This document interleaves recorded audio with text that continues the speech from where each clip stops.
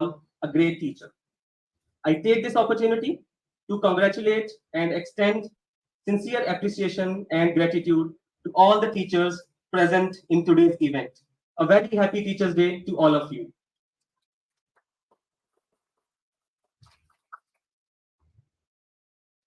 Now, I would request the distinguished dignitaries on the stage to kindly proceed for the lamp lighting ceremony.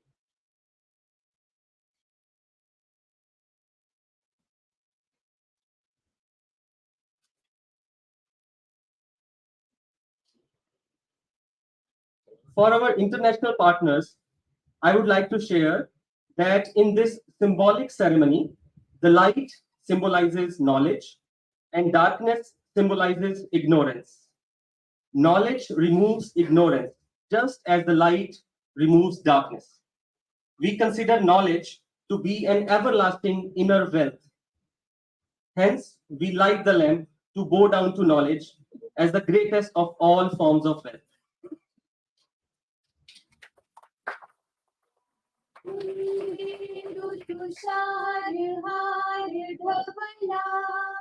या शुभ्रवस्त्रावृता या वीणावरदण्डमण्डितकरा या श्वेतपद्मासना या ब्रह्मच्युतशङ्कर प्रभृतिभिः देवैः सदा वन्दिता सा मा पातु सरस्वती भगवती निशेष जाड्यापहा शुक्लं विचारितार परमा आद्या जगद्व्यापिनी वीणा पुस्तकधारिणी भयमदा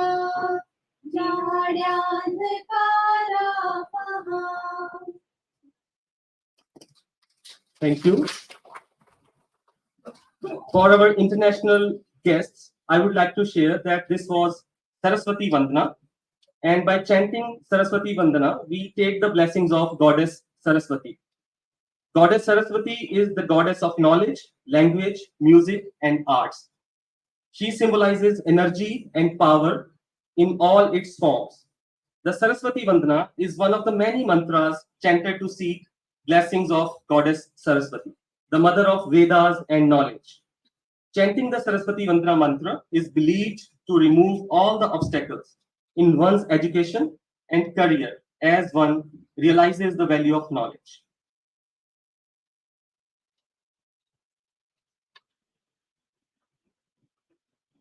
Now it's time to get enlightened by listening to the convener and the master planner of this event, Professor Deepak Pathania. It is my proud privilege to introduce him to the audience. Professor Pathania is a professor and Dean Research Studies in the Central University of Jammu. He is also serving as the president of HIM Science Congress Association, Himachal Pradesh, which is working for the promotion of sciences in the state. He has also served as the Dean Students Welfare and Dean Life Sciences at the Central University of Jammu. He is a member of several academic and research committees in the university. He has more than 23 years of teaching and research experience. He was awarded with DSc degree from Jaunpur University in 2021. He has been figured among top 2% scientists of the world for 4 consecutive years, from 2020 to 2023, as per the survey of Stanford University, USA. He is a member of Technical Committee of Ministry of Environment, Government of India. He has successfully completed several research projects by DST, AICTE, and UGC. He has guided 16 PhD, 14 MPhil, and 42 MSc researchers. He has published more than 180 research papers in reputed national and international journals, and about 150 publications in national and international conferences. He has been awarded 3 international and 4 national patents. He has authored 15 books and 25 book chapters. Please put your hands together and welcome the master planner of this event, Dr. Deepak Pathania, who will be delivering his welcome address.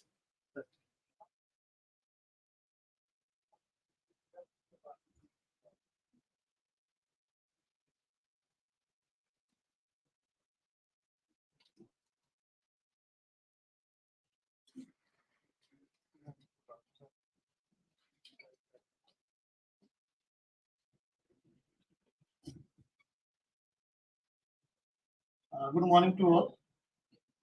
Happy Teacher Day. Very good morning to one and all present here and joined us through online mode from the South Africa.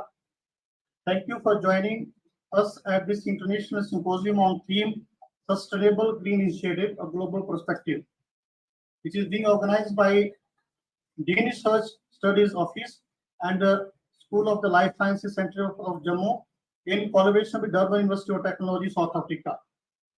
I welcome in absence Professor Sinkwar Jain, who is the Vice Chancellor of the university, who helped us to come out and organize such event and go for the MU with some institute of the repute at international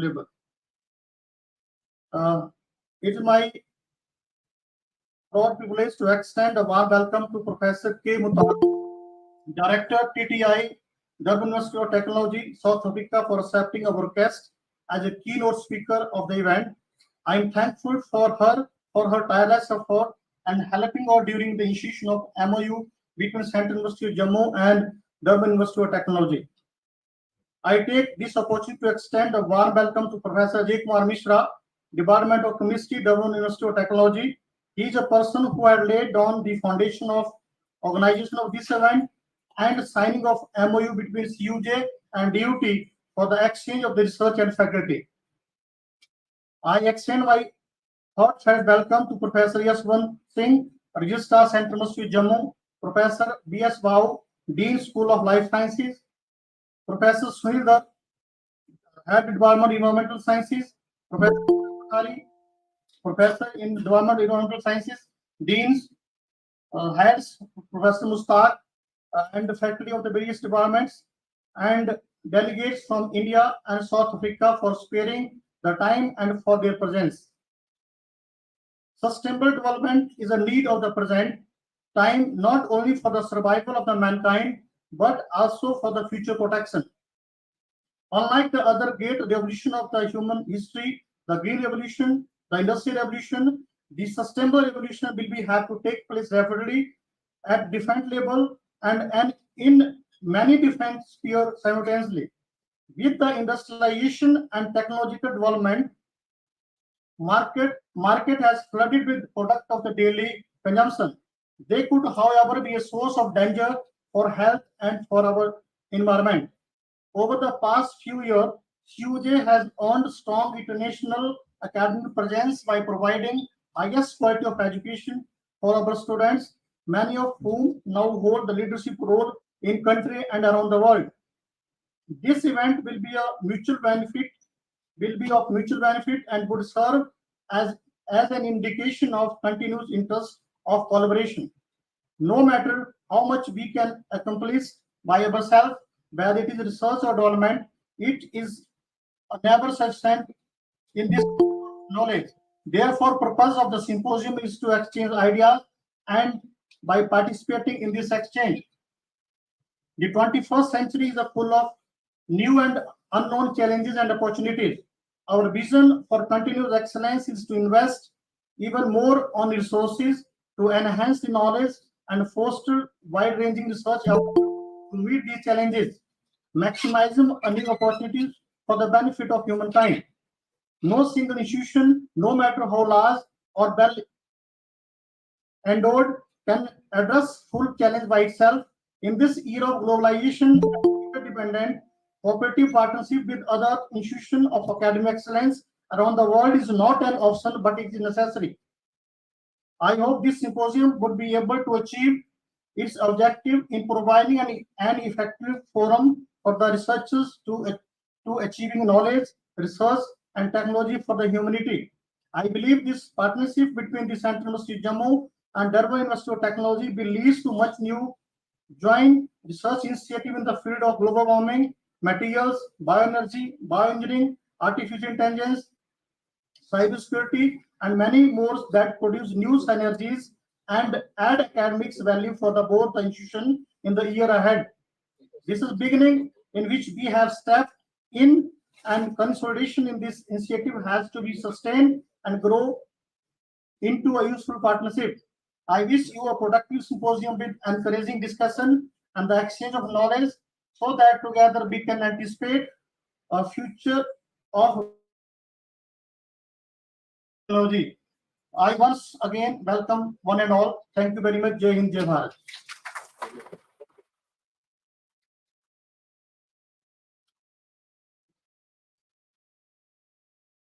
Thank you, Professor Patania, for such a warm welcome and words of wisdom. Now I request the dignitaries on the stage to release a digital version of the abstract book of the symposium.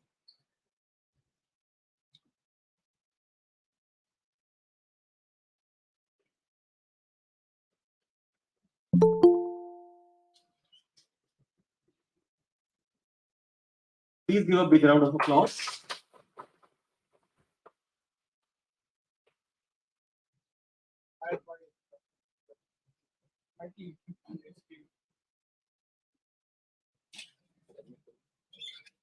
Okay. Now it is time for the keynote address by Professor K. Mutong, and I'm honored to introduce her to the audience. Professor Mutong is a professor, biomedical scientist, and director, technology transfer and innovation at Durban University of Technology, South Africa. She has more than 24 years of teaching and research experience. She is a well-established scientist with international recognition in the field of stem cells, tissue engineering, and regenerative medicine. She has published extensively in these fields. Professor Mutong is passionate about capacity building, science and technology, entrepreneurship, and commercialization. She has been working day and night to redefine international relations for women in STEM research. Based on her own scientific exploration into the use of plants in tissue engineering of bone and cartilage, she founded a company named Global Health Biotech Limited in 2016.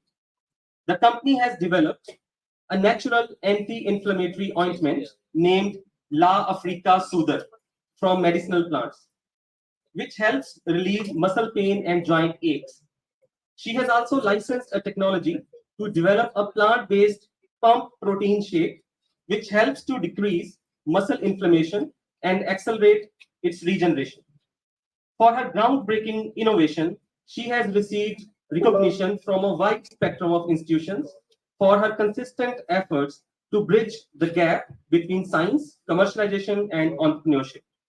Please put your hands together and welcome Professor Mutong for her keynote address.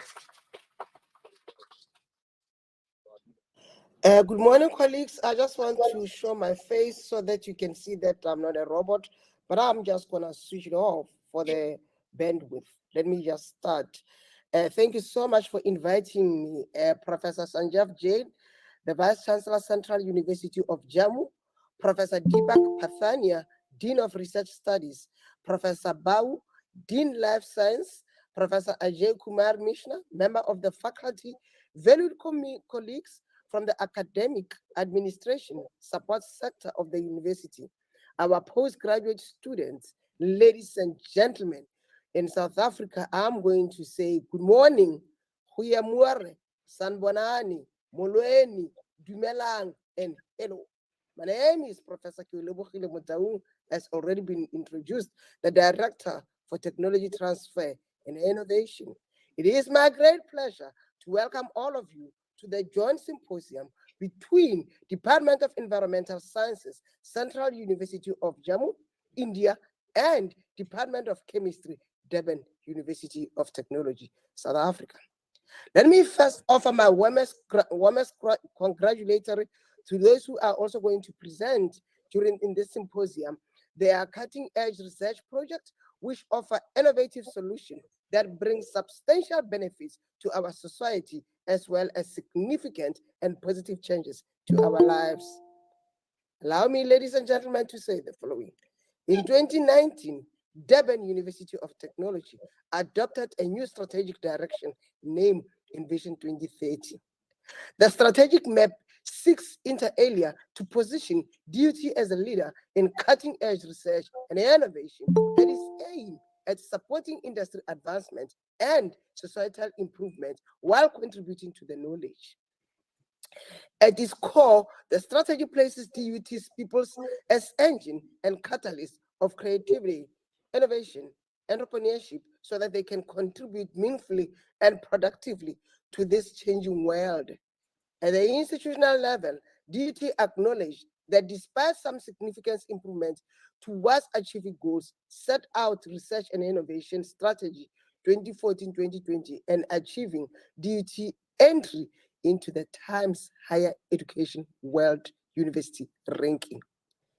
There are still areas require intervention and alignment with Envision 2030 in ensuring that there is adequate focus on the four perspectives of the strategy and greater impact on society. In all of this, the university has performed excellently and needs to continue growing from the baseline and participate in the Times Higher Education Impact Ranking and will help measure impact on localized sustainable development goals and how university contributes to address this. As part of its research and innovation focus within Envision 2030, Durban University of Technology actively encourages researchers to consider commercial opportunity that may arise from their research activity, not just doing research for publishing article, but to make sure that we can commercialize that, move it to the market. We do have support that is available to researchers to promote innovation, commercialization, and entrepreneurship. And thank you so much for signing this MOU with us. Majority of today's best innovation have generated dynamic, innovate, and powerhouse companies and transform industry regions, and society itself began as discovery in the lab. Organizations that know how to turn a promising discovery into a viable product gain a tremendous competitive advantage. Science commercialization drives innovation in many industries and localities and is an important part of innovation and technology management. New scientific invention and knowledge creation also promotes society, which ultimately impacts on developing a better world. It is therefore not surprising that more academic researchers are investigating how science can be effectively commercialized, emphasizing technology, commercialization activity, university industry collaboration, and academic entrepreneurship. DUT adopts modality for commercialization of intellectual property emanating from its research and innovation activity, including licensing or assigning thereof to existing entity and the formation of spin-off companies. Spin-off companies provide a means for DUT to derive revenue from their commercialized exploitation of intellectual property created within under their auspices of the university. Therefore, spin-off companies constitute a mechanism of technology and knowledge transfer to provide conduit for academic entrepreneurs to pursue the commercialization of their research output while also enabling DUT to contribute to the country economic development and job creation. This will in turn serve to enhance DUT profile as an entrepreneurial university in Africa as one of the main drivers of sustainable development. Ladies and gentlemen, I believe that by participating in this joint symposium, we are at the right place, at the right time, at the right moment. Together, let us accelerate the exchange of ideas and scaling up which practices. I am confident that you will find new ideas, freshly energy, and novel partnership to sustain your efforts in support of the SDG and recoveries from COVID-19 through science, technology, and innovation. In closing, I wish you all a very successful Symposium Day, and I thank you so much for inviting me.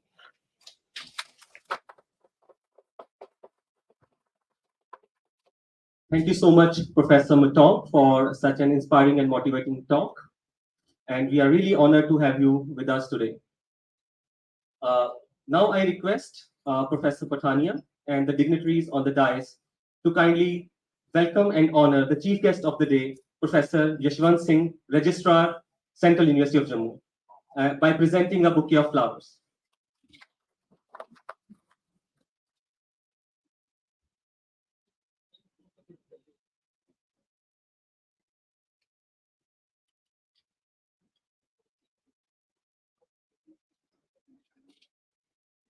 Please give a big round of applause.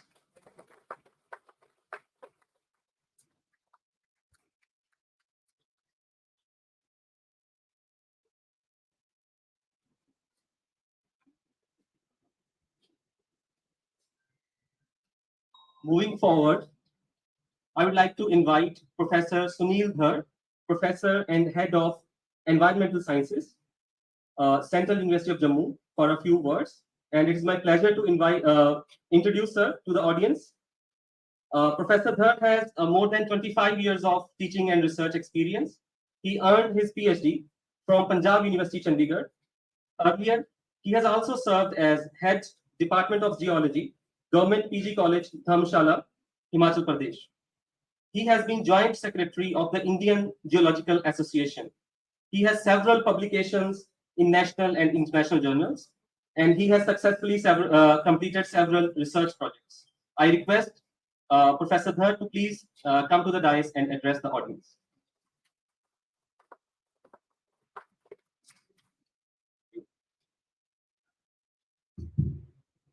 At the very outset, I would like to wish Happy Teachers' Day to one and all present here.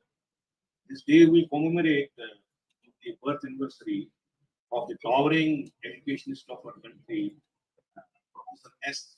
Radhakrishnan. To this luminary and the icon of Indian education, I bow.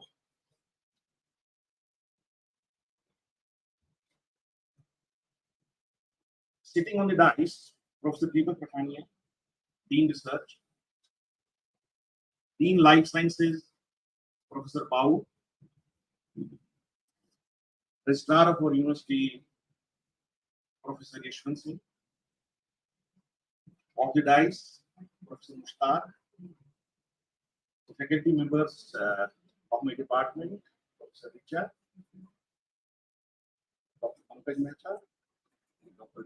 Shweta, Dr. Dinesh, other faculty members of different departments, research scholars, and my dear students. Of course, the dignitaries who have joined us to online mode, Professor Martin, who is the director of the Durban University of Technology, South Africa, and Professor Mishra, who is the head, Durban University of Technology, South Africa. Green initiatives and sustainability and the stakeholders. It's a big question which we all need to ponder upon. Being an earth scientist and by virtue of working in the Himalayas, northwestern Himalayas, for the last 30 years, on various environmental issues, including disaster management, glaciology, seismology, watershed management, and of course being member of some important committees of state of Himachal Pradesh, especially the Committee on Climate Change in the state of Himachal Pradesh. I wish to focus on the narrative of imparting sustainability and sustainable growth in the Himalayas. I feel alarmed when I recall the destruction that has been caused recently in the state of Himachal Pradesh because of cloud bursts and flash floods. When we talk about green initiatives, we have to put our focus on the fragile ecosystem of Himalayas. We know that this young and pristine range, which is situated in the northern part of the country, is quite susceptible and vulnerable to geological as well as hydrological disasters.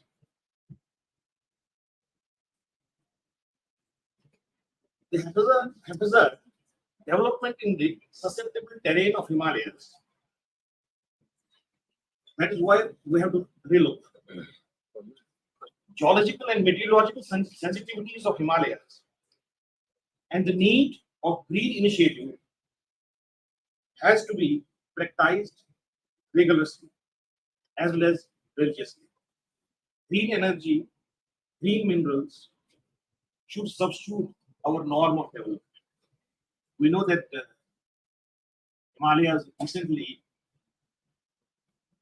lithium deposits have been reported in the sub-Himalayan terrain of in the Jammu region. I think that's the need of the hour. We have to just look for the green minerals and other kind of green initiatives which can minimize the impact of global warming. Because at the end of the day, what we are seeing that because of the increasing temperatures which we are observing all over the world, the problem of meteorological disasters is becoming very rampant, especially in the northwestern part of this country. We all have to participate in this new beginning because until we don't religiously and we don't rigorously and very seriously adopt norms by which we can introduce green initiatives, we cannot minimize the impact of disasters in the Himalayas. I would like to congratulate the Dean of the Life Sciences, Dr. Bau, Dr. Deepak Pathania, Dean Research, for having taken this initiative. Because this initiative is definitely going to forge an alliance through which the furthering of research between the two institutions, the Central University of Jammu as well as the Durban University, is Durban University of Technology, South Africa. They can move forward and they can foster their lines and further the research. We have paucity of time. Definitely, we'll be looking forward to some meaningful discussions for the better understanding of these initiatives. With this, I would like to conclude. Thank you, Jay.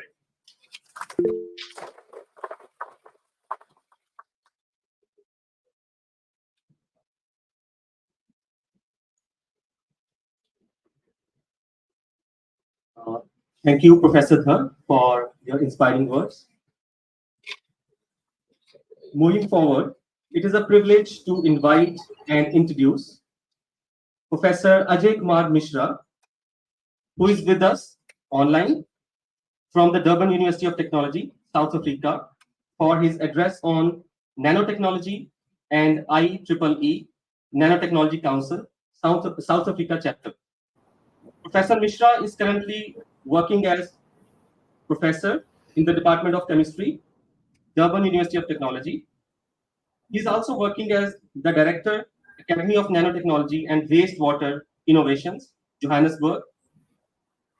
He is also a professor on Lien at Kalinga Institute of Industrial Technology, Bhubaneswar, India, a visiting professor at Robert Gordon University, Scotland, Bashkir State University, Russia, Ball University of Technology, South Africa, and an adjunct professor at Hebei University of Science and Technology and Jiangsu University, China.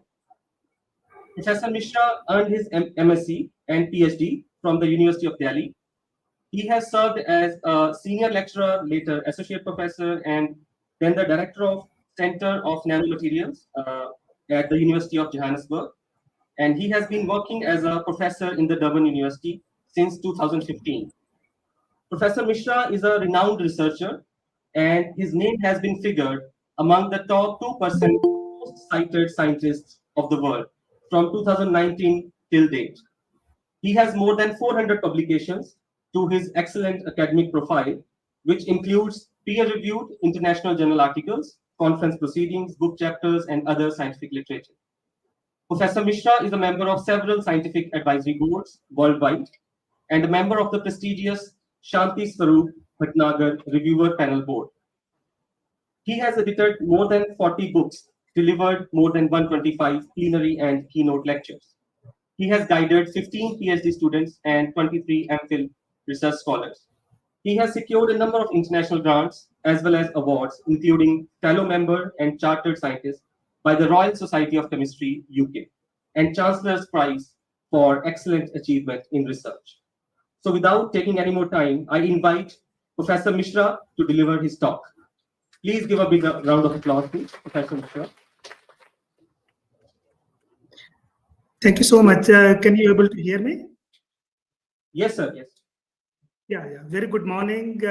I think this we were planning, for a long time, and now it came through, and that to the very auspicious day today, which is Teachers' Day, widely celebrated in all over the India, and I really, appreciate the presence of, the Honorable Vice Chancellor from University of Jammu, Registrar Sir, both the deans from the University of Jammu, and obviously from our side, we have the director of TTI, which is Prof. Q. I think we have just now, listen her nice voice and her mandate in that way. We have Professor Dinadayalu, which is the head of department chemistry. She's going to address about the department activities just now. And then obviously our fellow colleagues in duty, and obviously it can be from the University of Jammu itself. Then obviously the student, because they are the one actually who is pioneering everything all together. So without taking more time, let me just try to say a few things about the nanotechnology today. I am not sure whether you can be able to see the slide. Can you confirm? You can see the slide? It is visible, sir. Okay, that's fine. Okay, so the idea is like I have limited time, and I have to say what we are doing, and in this one, and then how we are going to take the initiative from the IEEE Nanotechnology Council. So without further ado, you can see if we have to talk about the nanotechnology, we are looking actually very smaller size, which is 10 to the power 9 minus 9, if you try to see there. And if you are trying to look about their whole properties, actually how it is changing, and the big questions is coming to our mind, actually, like what we are trying to listen, from the different speakers, like we have a good mandate, actually, from duty side, we have Envision 2030, where we are trying to take our the research and the other related activities to the new level. So the idea is like how we are going to take it, and the answer is coming actually like the nanotechnology can be a good tool how we can try to see. But again, the questions is coming like why this why nanotechnology? So all these things is can be easily tried to be answerable. That we are trying to manipulate, like we are trying to like engineer the material at the very small level. So why we are trying to do there, because we know that the nanoscale it is going to dramatically change the properties, right? And what basic properties we are looking in terms of their activity, the size, the magnetism. So obviously, like if we are trying to see the day-to-day business, when we are working with the phones or operating with the nice laptops at this moment, the technology what we are connected to for this symposium, obviously everything is getting possible because of this nanotechnology development. And obviously if we try to see towards the newer discovery in the medicine, now we have heard about the dental brushes, we have the robotic surgery, it is going there. We are trying to save a lot of blood loss, or so many things it is getting possible because of this nanotechnology. But here the main focus what we have been working for a very long time is because of the concern in the water. Obviously, we know the water is very less available at this moment, and the main cause is what is going around it is because of us, right? And how we can try to make a difference, whosoever is working in this area for the wastewater treatment. Then you can also try to make a note actually, like from your side, like how you can try to save the water if there is a you can use it for the irrigation purposes, or whether you are using the flushing time, like usually with the normal toilets you are wasting around 17 liter. How we can try to minimize there, and if you want to have the fun, actually obviously you need to go to the water park. That's how as not a nano scientist you can try to make a difference. And also the idea is like if you try to bring this kind of a notes to your office or home, that's how you can also try to minimize the waste, and that is the one actually ultimately going to give you more idea how it is going to save the water. In terms of the research, just 2 minutes highlight I will give you that we try to make different kind of nano composite material, and which is just like nano composite is like mixing of two component. One is going to be reinforced material, the other is going to be matrix, and we play around in between with the matrix and the reinforcement in the nano size, and that's how the dramatic properties, how it is going to improve. With this animation you can also try to see actually like how you are trying to get rid of the polluted water, which is this is the colored one in this animation you can see, and then obviously the pure water is going to go. So this is just like a little bit on the highlight side how we try to do the research what has been narrated by the committee members about the introduction. So idea is like how we can try to take it there. But from your naked eyes, if you have to see, the material is going to looking like that. This is an composite material, especially with the polypyrrole glycine, doped iron oxide, and then before adsorption and after adsorption.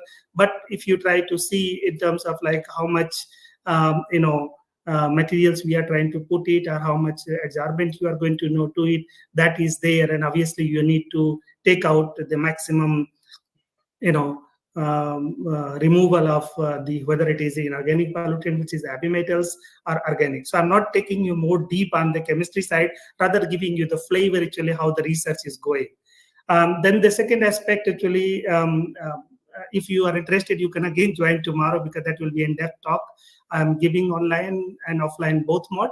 But let me just introduce to this IEEE the Nanotechnology Council, NTC, the South Africa chapter, what I'm heading at this moment from last 6 to 7 years. And obviously, like you may be also participating, because there are so many activities you can try to see there. So just little bit introduction, like it is established in 1963, and then there is a member around close to 500,000 plus, and obviously like how many countries are there, and there is so many activities has planned, and that was the whole purpose behind establishing this IEEE Nanotechnology Council, to improve the relationship between the member, to engage with the scientific activities, and to engage with the community. So obviously like there is a hell lot of things it is there what we try to go there, and if you try to bring yourself inside, I think that's how it is going to make benefit. So in this chapter what we are trying to do, like it had 38 societies, 7 technical council, and one council is Nanotechnology Council. In this one we have quite a big number of group actually, which is focusing on the multidisciplinary group, and the purpose is like coordinate the work in the field of nanotechnology through IEEE scientific literacy and educational way. So details you can try to find it there in the website. Even though you are not part of the South Africa chapter, but still you can participate just like what we are trying to do, and you can make a difference. The whole idea is like we have a chair, we have a vice chair, treasurer, and secretary, and obviously like you can see different kind of advisory committees are playing a role. So this would be my first, almost the last slide, where you can see like what IEEE South Africa doing at this moment, and what are the activities we are planning.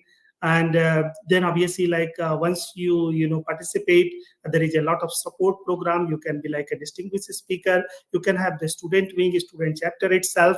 Jointly, you can organize, and there is also a funding available. And there is a recently, 2 days back, there is a call for the NTC, which is Nanotechnology Council, the webinars, which you can have the hybrid mode, and there is a award of around $25,000. So obviously we can put a bid actually together, and then we can participate, and obviously like we can carry out many of the activities like that.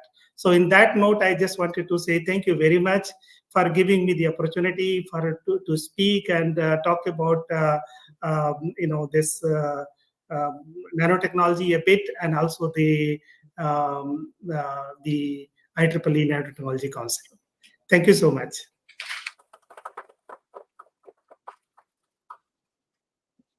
Thank you, Professor Mishra, for your words of wisdom.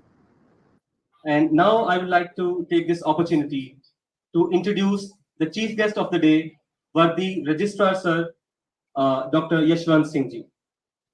Dr. Yashwant Singh Ji is also serving as head of the Department of Computer Science and Information Technology in the Central University of Jammu. Prior to this, he served JP University of Information Technology for 10 years. Dr. Yashwant has earned his PhD in computer science from Himachal Pradesh University, Shimla. He has been a member of more than 30 international conference and workshop program committees. He is also serving as the coordinator of DRDO-sponsored Kalam Center for Science and Technology and Computational System Security Vertical at the Central University of Jammu. Dr. Yashwant has published more than 90 research papers in international journals, international conferences, and book chapters that are indexed in SCI and Scopus. He has successfully completed 4 major research projects funded by DRDO and NCW. He has guided 4 PhD and 25 MTech students. I request Dr. Yashwant Singh to address the audience with his words of wisdom. Thank you, Yogesh.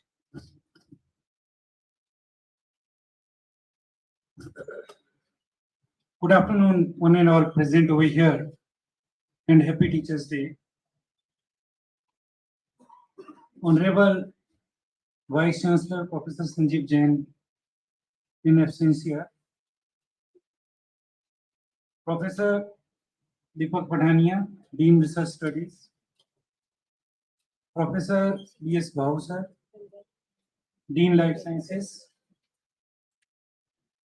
Professor Dhar sir, Head Environmental Sciences, Professor Mushtaq, Professor Richa, Dr. Savarkar, Dr. Narendra, all faculty members of different departments, research scholars, and my dear students.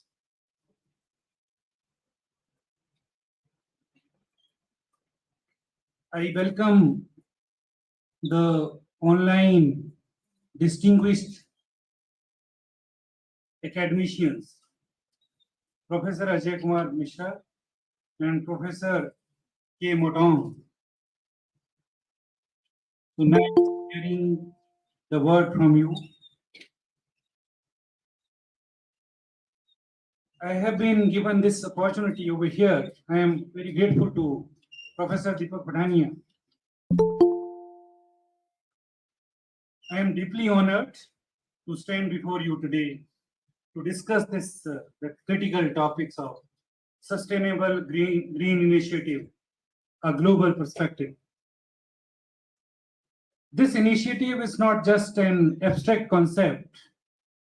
It is a clarion call to action, a commitment to the well-being of our planet, and a collective efforts to ensure a better future for generations to come. The urgency of addressing sustainability cannot be overstated.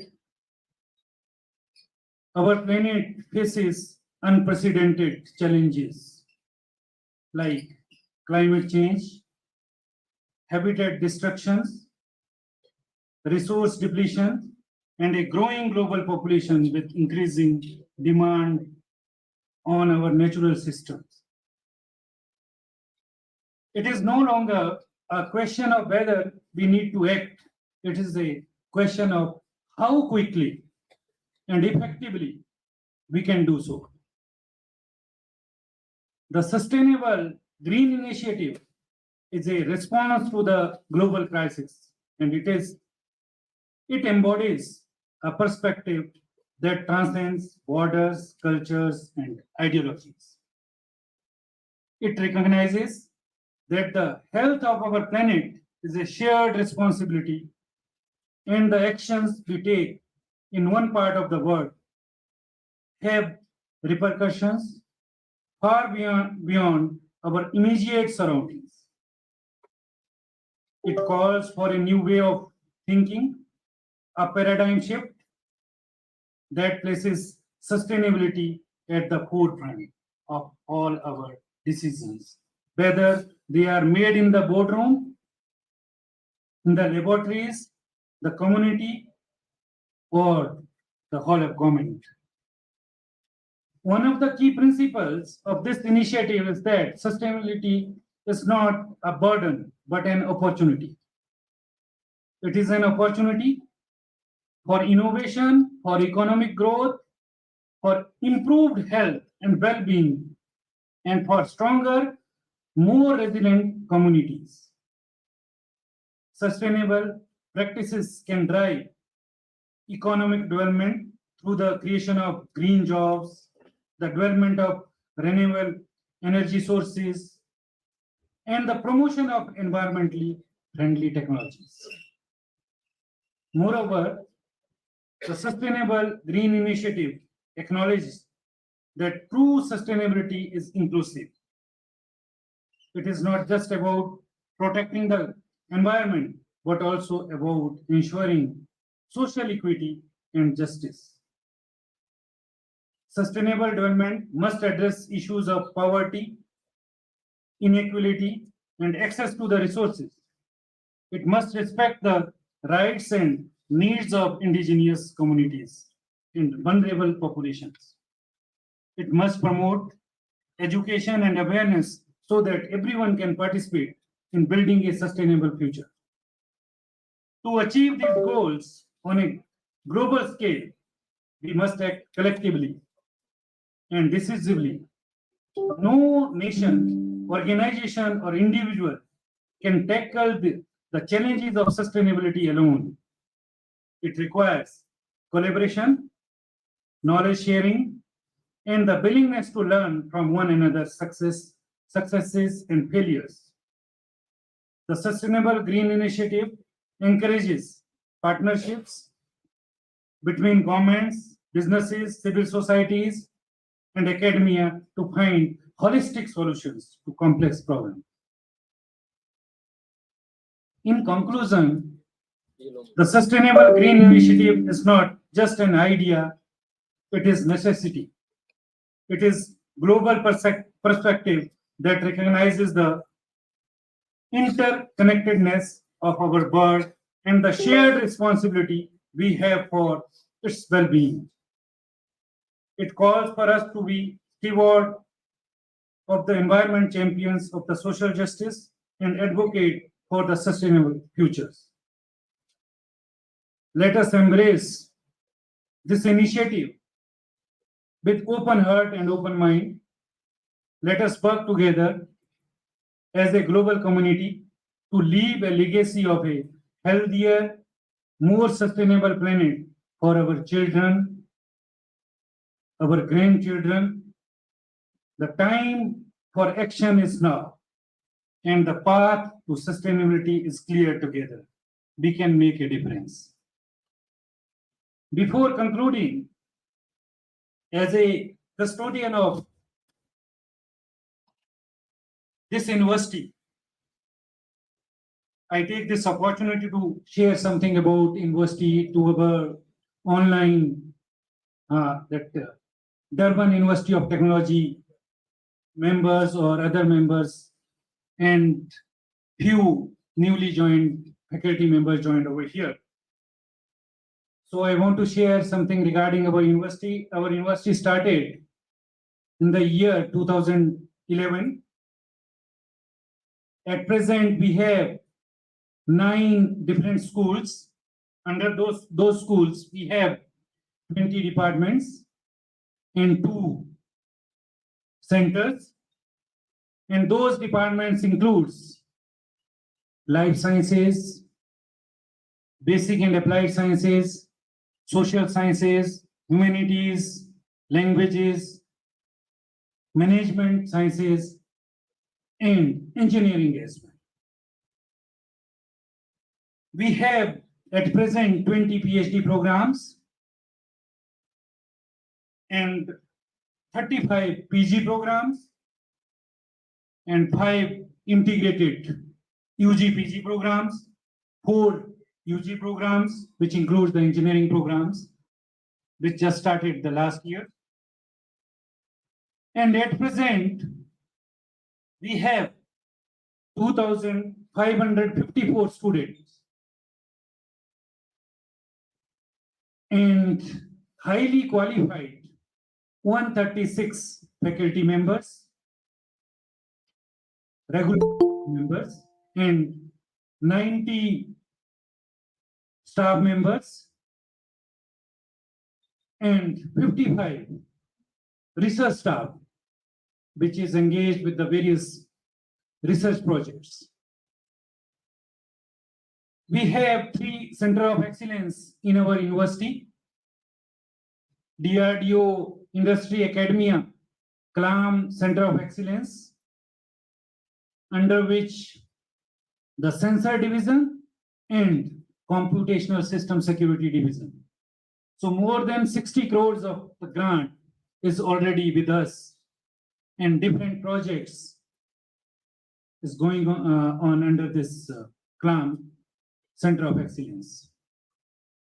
We have another Center of Excellence, which is sponsored by the ISRO, Satish Dhawan Center of Science and Technology. So again, the more than 30 crores of grant under different research project is going on. And we have 3rd Center of Excellence in our university, Pandit Madan Mohan Malviya Center for Teaching Learning Practices. So we have separate building of this center. So at present, more than 40 research projects from the different organizations like DRDO, DST, ISSR, DBT, so going on, and the grant of these 40 projects is more than 25 crores. And our university has already completed more than 60 research projects with a grant of 15 crores. So this is a new university, and faculty is doing very hard work. And at present, we have 73 H index of our university and more than 26,000 of citations in Google Scholar. And we have 2% scientists in the Stanford, so at present in our university. So this is all about the university. Now, I am very grateful to our Dean Research Studies, who have thought this MOU and then do this MOU and started the this first kind of that symposium of sustainable green initiative, a global perspective, which is a very, very important issue. I hope this symposium will result a good outcome, and in the future we will have in the joint collaboration with the Durban Institute of Technology such kind of events and some that sharing of resources in terms of faculty and students. So again, we will extend that MOU in terms of student and faculty. Thank you. Jai Hind.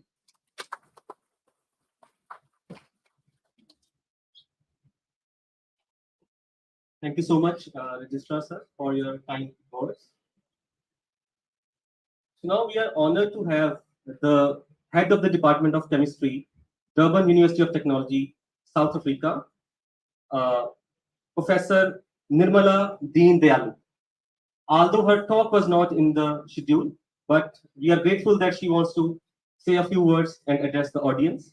And it is my privilege to introduce her to all of you.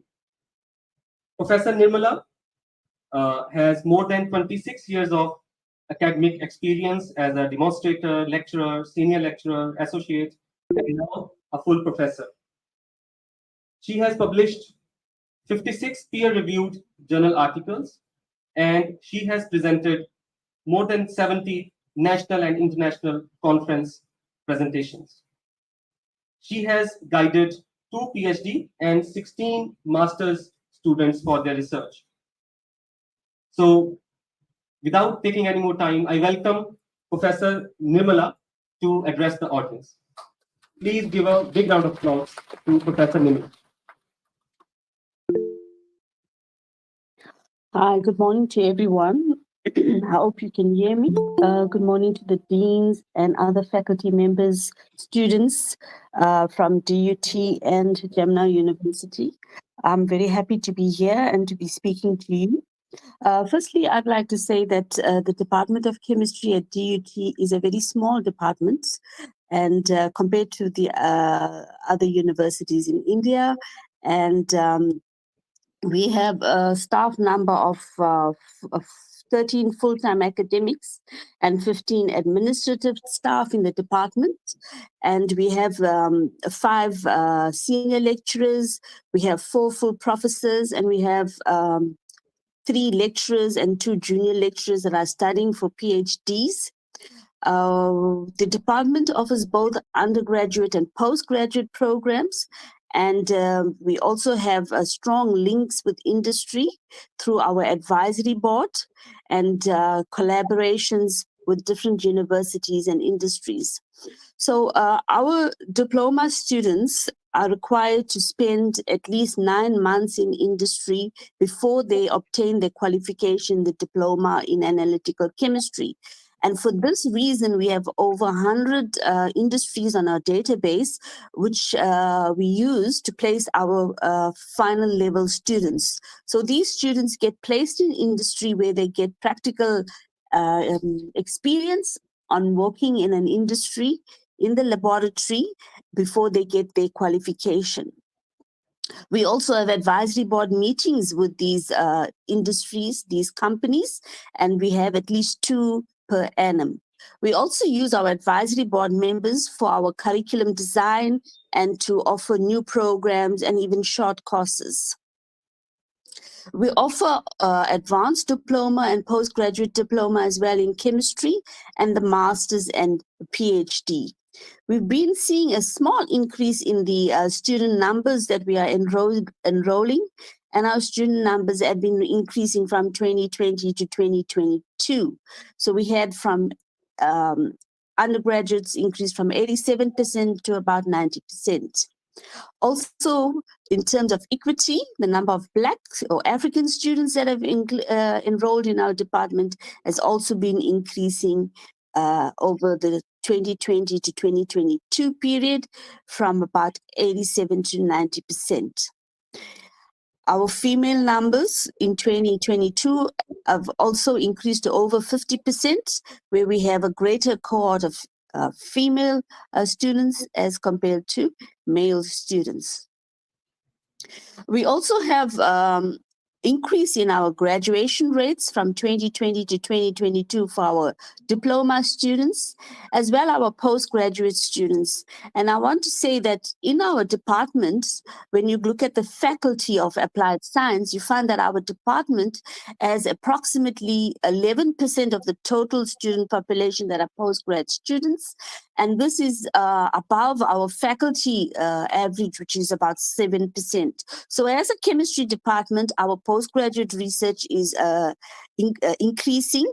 And as we get more younger staff that are getting involved in research, we will find that this number of postgraduate students will continue to increase. And hopefully, with greater collaborations with different universities, we can also strengthen our research efforts. The other important aspect that Prof. Matoang and even Prof. Mishra has mentioned was Envision 2030. We are using Envision 2030 to guide the department on focusing on the four perspectives of the strategic document. So this means that we have to have excellent community engagement projects that involve staff helping the community in terms of chemistry practicals. So what we do is we have our staff who sacrifice the Saturday mornings and even the weekends or holiday period or recess period to go to high school learners in the rural areas and to do practicals, the grade 11 and 12 practicals, to help them to understand chemistry, because many of these schools do not have the facilities and even their teachers are not experienced in conducting practicals. So we have a very strong community engagement project, and our department has received an award for community engagement over the last few years.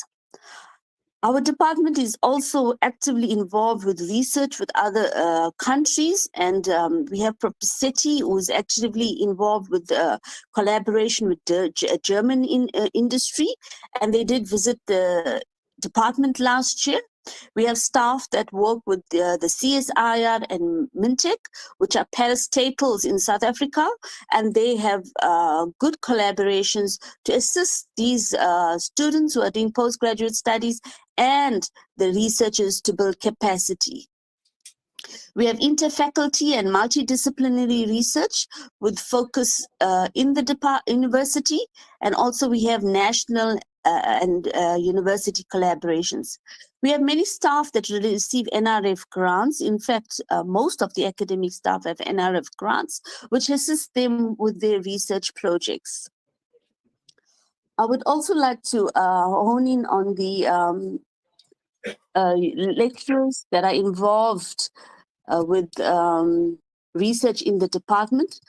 For example, we have Prof. Bisetti, who is involved with computational and electrochemical chemistry of smart materials for sensors and biosensors. He has got 5 PhD students, 2 masters, and 1 PDF at the moment.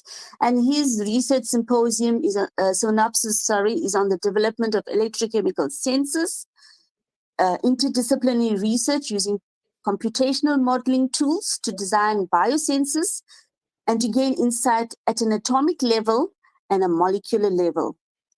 It uses nanomaterials to enhance the electrochemical signals, and the synthesized nanomaterials are characterized by a range of techniques.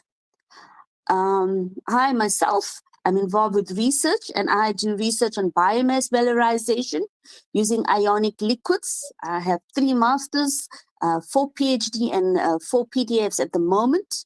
And what we are doing is we are looking at biomass and how we can use these ionic liquids to extract value-added chemicals from them.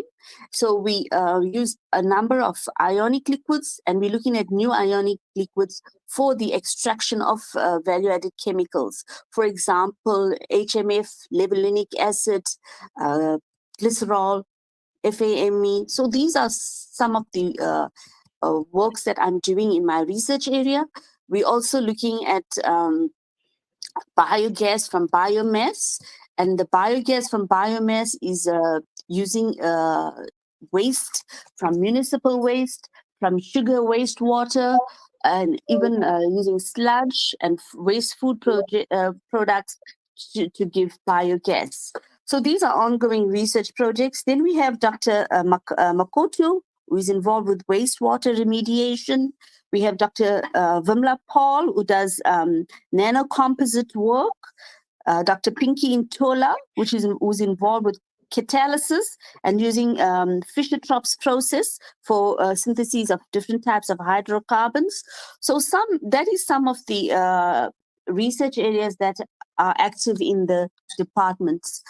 I don't want to take any much more time, so I'd like to thank the organizers and thank Prof. Mishra for giving me the opportunity to give you a small synopsis of what is happening in the Department of Chemistry. And I thank everybody, and I hope you have a very good conference. Thank you.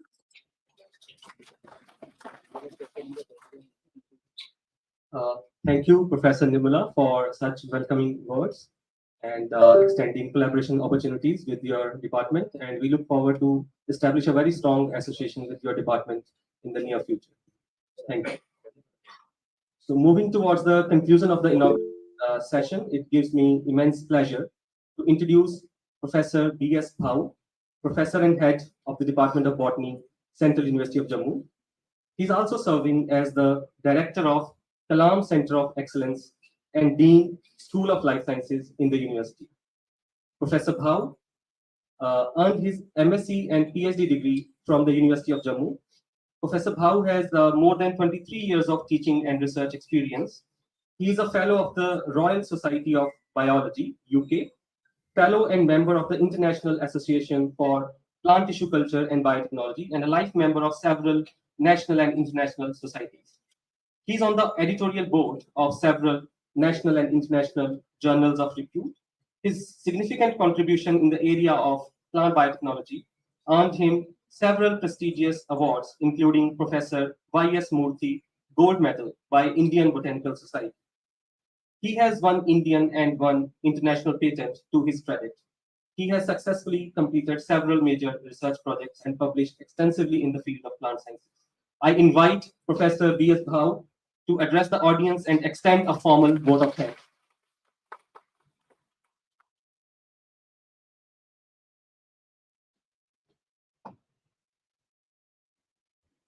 Namaskar. Very good morning to our fellow guest from South Africa. It's my privilege to offer a vote of thanks. But before I start with my vote of thanks, as the Dean of Life Sciences, I would like to briefly introduce the guest about the School of Life Sciences and what are the various activities which the School of Life Sciences is undertaking. School of Life Sciences has got three departments and one center. Department of Environment Sciences, I think we can call it the elder sister, because it is a 13-year department among all the other two departments and one center, which are 6 years old. And I'm very proud standing here and tell you that during this short duration, the School of Life Sciences has left a big impact in the development of giving, you can say, a bright image to the university with its R&D and the type of students which are passing out from this school. Department of EVS, Environment Sciences, is one of the oldest department, as I told you.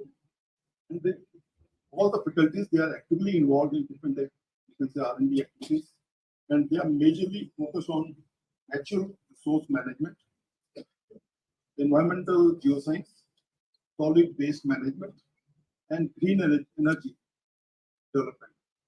So, and they have got multiple R&D projects from different agencies, and some of the colleagues from the environment sciences, they have got prestigious fellowships like Fulbright Fellowship and others is Raman Fellowship and gone abroad and brought laurels to the department and school. We got the Center for Molecular Biology, a very dynamic department and very important center. We got a new faculty also just introduced, joined here, and we are working on different aspects of addressing healthcare issues related to local this region and all India. And they are also working on utilizing different molecular tools for sustainable, you can say, solutions for different problems associated with mankind. They are also developing different molecular diagnostic tools. And the Department of the Center for Molecular Biology is also running one of the prestigious program that's offering MSc Biotechnology, sponsored by Department of Biotechnology.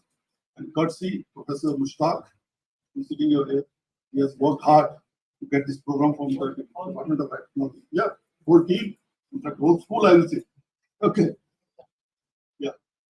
Then we have got the Department of Zoology. Again, a very young department. They are working a lot in different aspects of zoology, especially wildlife conservation. You can say limnology, cytogenetics, neurobiology, in different aspects of zoology, and they have come out with good publications. And it's one of the, you can say, most popular department among the students taking admission. Then we got the Department of Botany. The Department of Botany is involved in different aspects of different research activities like molecular biology, stress biology, cytogenetics, reproductive biology, ecology, plant breeding, plant microbial protection, plant growth promoting rhizobia, different areas related to, you can say, changing climate, how to address the developing scenario. This was the brief, you can say, introduction to the School of Life Sciences. So with this, now I move to my main duty, which was assigned to me to offer vote of thanks. Okay. So once again, dignity is speaking on the dais. Professor Yashwant, Professor Pakhania, Professor Versa, Professor Mushtaq, heads,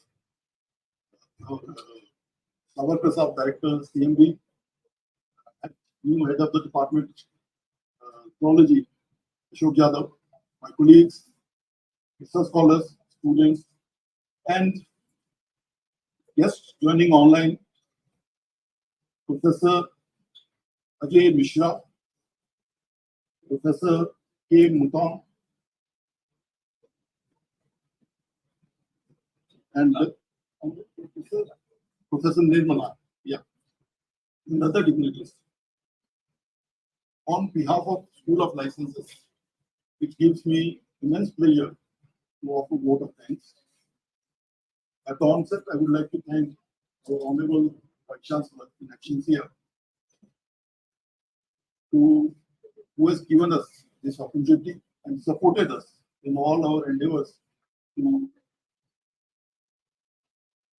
organize this one-day event, International Symposium on Sustainable Green Initiatives at Global Perspectives. I would also like to thank Professor K. Mutam, Durban University of Technology, for her time and for her address and telling the importance of this conference, that how important this conference is, and this is the right time for this conference, because we have already received you can say call from different organizations, research organizations, and different bodies, that these are the last 10 years in which we have to take decisive actions to stop or to, you can say, save the environment and to save the humanity. Otherwise, it will be too late to take any initiative. So this conference, I think, going to play an important role to think that how we can go for sustainable development and save the mankind. I would also like to thank our Professor Jashwant for his time. I would also like to thank our Dean Research who has taken initiative for this MOU. And I think, Lisa, I would like to request, and I would also like to request Professor Mutan that this MOU should not be only on paper. Okay. It's my request that it should be minuted and it should be pointed out, it should be taken into consideration that the MOU should be timely evaluated.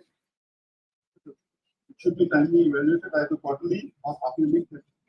Second, I would also like to request our South African partners and our Indian partners that we should come out with a yearly plan, calendar of activities.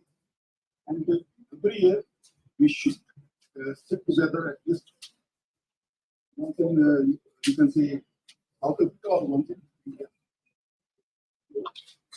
I think this MOU should not be that or this conference should not be closed. It should be made operating from both the sides.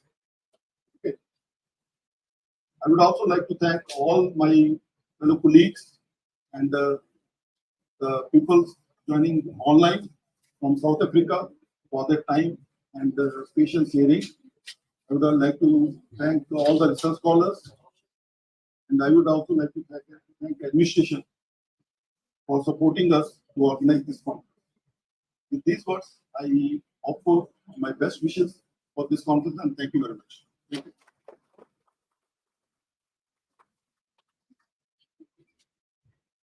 Thank you, sir, for your kind words. Now I request Professor Pathania and the dignitaries on the dais to kindly honor the chief guest of the day, Professor Yashwant Singh, Registrar, Central University of Jammu, by presenting a photo of Dr. Sarvapalli Radhakrishnan on the occasion of the Teachers' Day. And I once again congratulate all the teachers present here on this auspicious occasion. Happy Teachers' Day to one and all.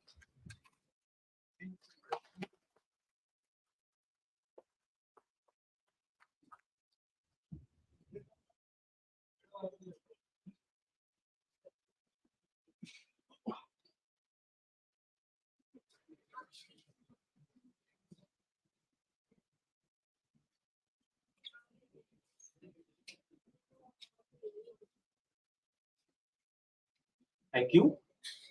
With this, we have come to the conclusion of the inaugural session. And the second session comprises of oral presentations, 10 oral presentations and 30 poster presentations. And for the second session, I hand over the dais to Miss Sylvia and Miss Nargis, the students of Zoology Department.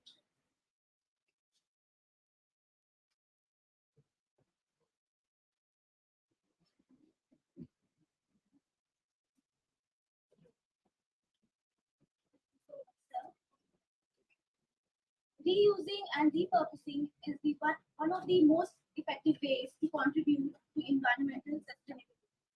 Good afternoon, Honorable Vice Chancellor, Professor Sanjeev Jain, Director Research, Durban University of Technology, South Africa, Professor K. Mutong, Dean Research Studies, Professor Deepak Pathania, Dean Life Sciences, Professor B.S. Bhau, HOD Environmental Sciences, Professor Sunil Dhar, and Professor Ajay Kumar Mishra, Department of Chemistry, Durban University of Technology, South Africa. Myself, Sylvia Shetpuri, and my counterpart, Nargis Kohli, welcome you all for one-day symposium themed Sustainable Green Initiative, a Global Perspective. Now we are heading towards our next session for today, which is oral presentation. We will be calling our teachers for presentation in following order. Dr. Vinita Sharma from the Department of Zoology, Dr. Yadav from the Department of Environmental Sciences, Dr. Shelly Sehgal from Department of Central of Molecular Biology, Dr. Ashok Kumar from Department of Botany. I request you all to be kindly prepared. The greatest threat to our planet is the thought that it will be protected by someone else. First of all, I want to wish Happy Teachers' Day to all my worthy teachers. With this, I am honored to welcome Dr. Vinita Sharma from Department of Zoology on the stage to proceed our first presentation.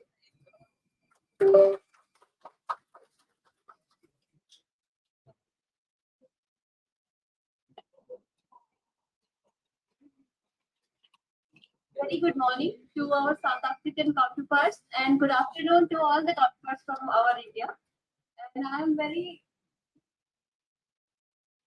much delighted to be here in front of you and also for all our South African counterparts to show a glimpse of the studies we are conducting here in Central University of Jammu with collaboration of different ministries, MOEF, MOEFCC, ZSI and other prestigious institutes of India as far as from abroad USA.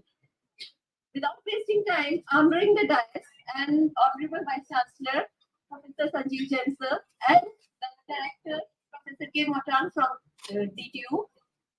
Now I start my presentation without wasting the time.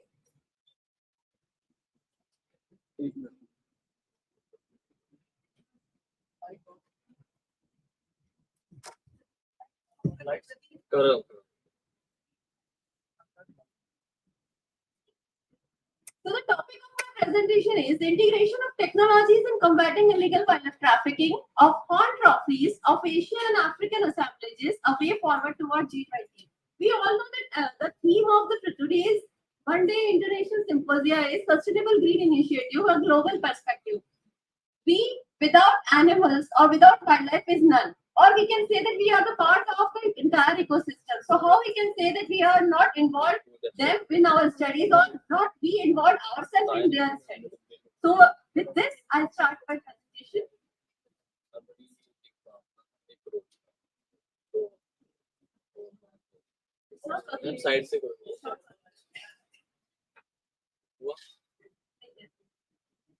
Illegal wildlife trade, which is a major concern to our entire world.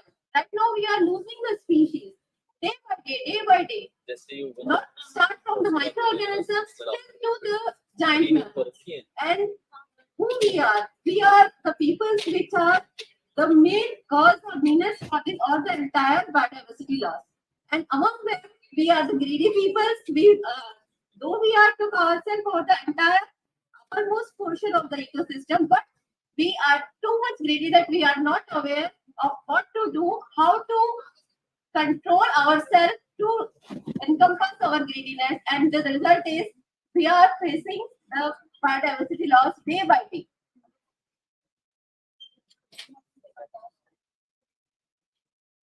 Range of illegal wildlife trade, which is not only ranges from the small wild animals, microorganism, or maybe an orchid. It can be anything. Start from the orchid, plants, and till the whale species and their different body parts.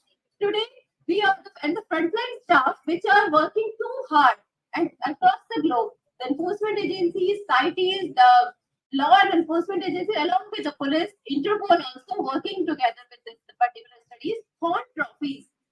The entire world is know what the horn trophies is. Earlier, we used to go and hunt the animals and just make a showcase of them in our universities, in our campuses, in our homes also. But now, what happened to them?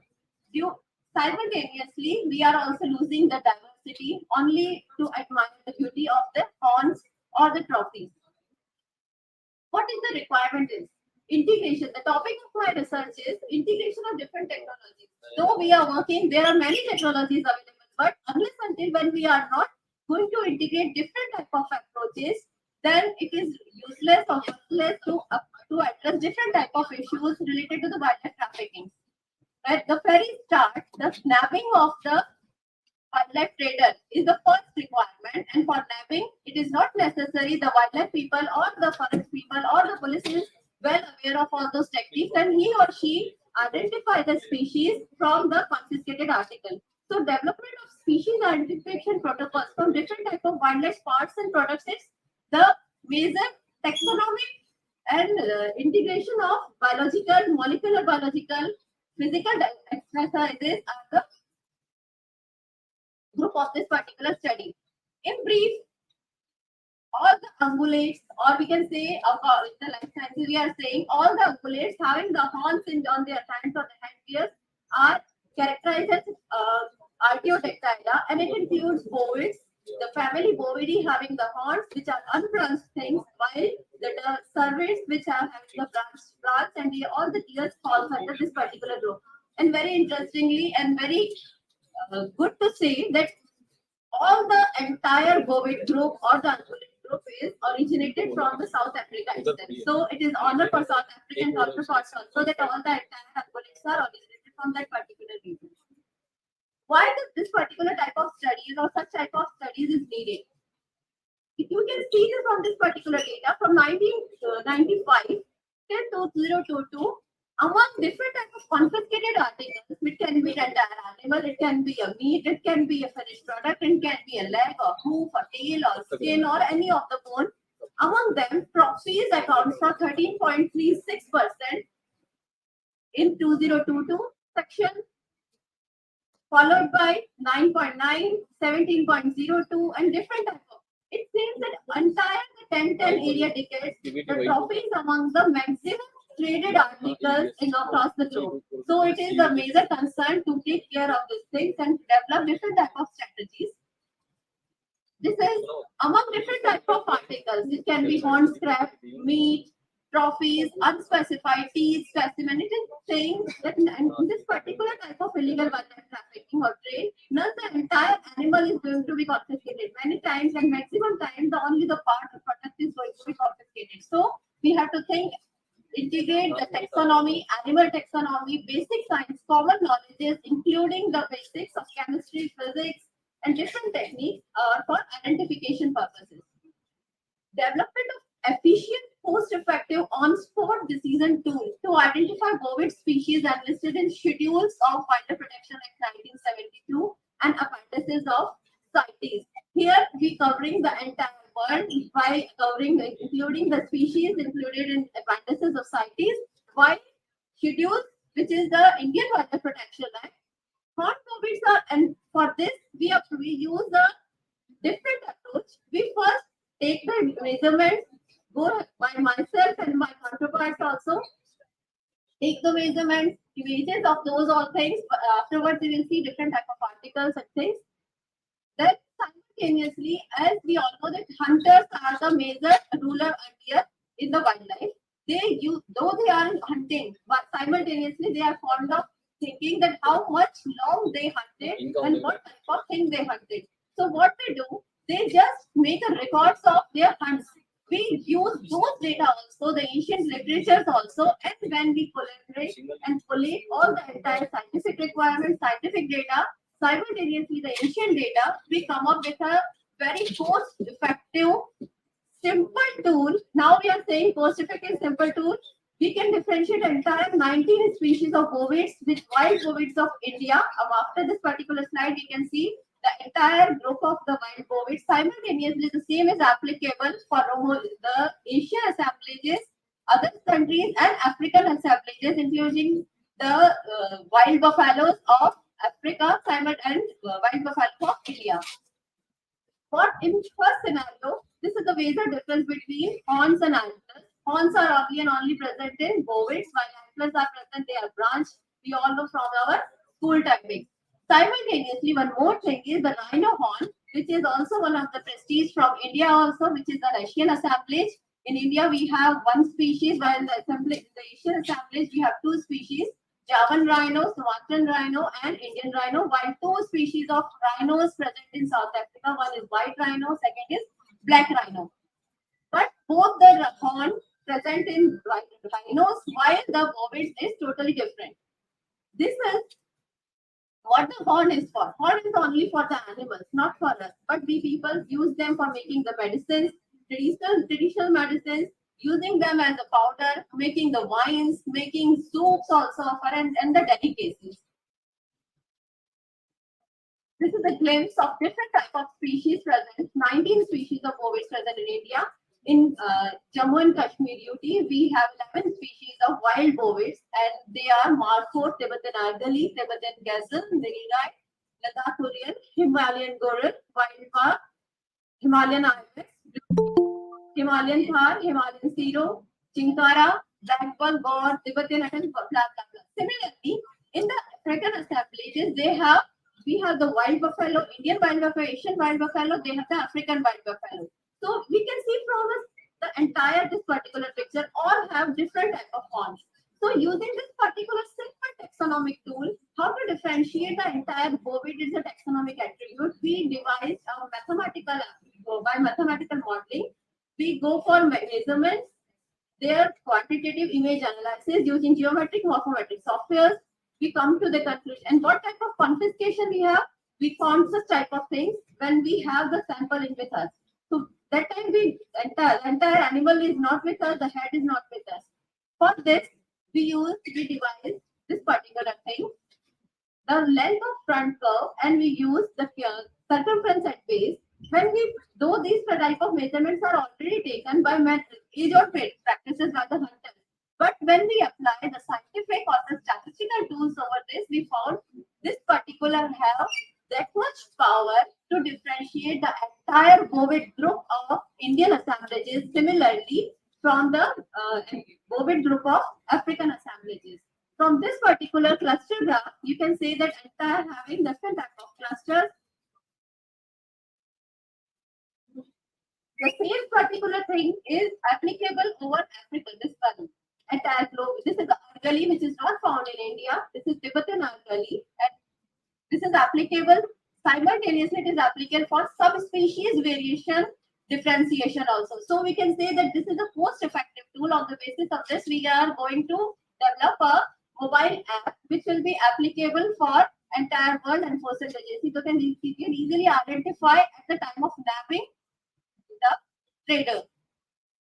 And we tested this particular approach on different type of groups for Asian, African, and European assemblages of the bovids. And it is the future outcome which we named as Horning mobile app, and it is replicable. And I am happy to share that many of the traders go right now behind the bar due to this particular activity or this particular scientific approach. And we are thankful to Government of India laws, so they took this particular group and identified the implication of this particular thing. So right now, many of the traders are behind the bar. These are the glimpses, and we published different type of papers. This is related to domestic, and simultaneously the same thing is applicable over the domestic, differentiating the domestic versus the wild animals also. Similarly, right now we are working on developing different type of tools for rhino species, and we develop a key to differentiate all the 5 different rhino species using different tools. Last but not least, without making and building the capacity of the enforcement agencies, students, and make awareness of different run, it is the entire study is behind the bars only. So we can say horns for whom, and we are ready to collaborate with different type of agencies who are working for identification, developing of sensors based upon the images for which we can identify the species from the suitcases which are nabbed from this one custom department.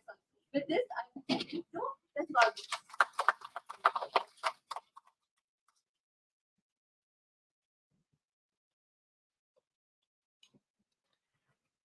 Thank you so much, ma'am, for a wonderful presentation and great session. Now, I would like to inform that respected teachers, we get 8 minutes and students will get 5 minutes to conclude their presentation. Now, I am incredibly grateful to invite Dr. Shweta from Department of Environmental Sciences on stage for her presentation. Thank you so much. Hello, everyone, and happy Teachers' Day to one and all. I do understand that I am standing in between your lunch, and I'm going to finish very fast. I welcome all on the dais, online present over here, Honorable Vice Chancellor Professor Sanjeev Jain, Professor K. Mutang, Director DTI, Dean Research Studies, Dean's heads this side and that side, all students and scholars. So the purpose of this presentation is to just share that what we are doing here in India in our university with our counterparts in South Africa to explore the future collaborations and chances of mutual understanding and further work together. So I'm going to talk about particulates in the air and sustainable livelihood, present status, knowledge gap, and future perspective. So I'm Shweta Yadav. I am leading aerosol research group in Department of Environmental Sciences, and I'm going to talk about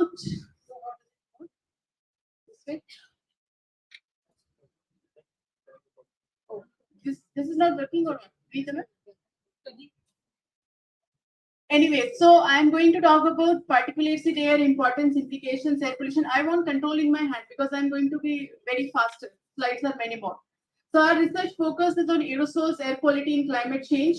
The key takeaway from this presentation is you should know what we are doing, what our thrust areas are. Like we are working on ice nucleating particle measurements, bioaerosols, non-polar and polar organic tracers, source apportionment of aerosols. And next please.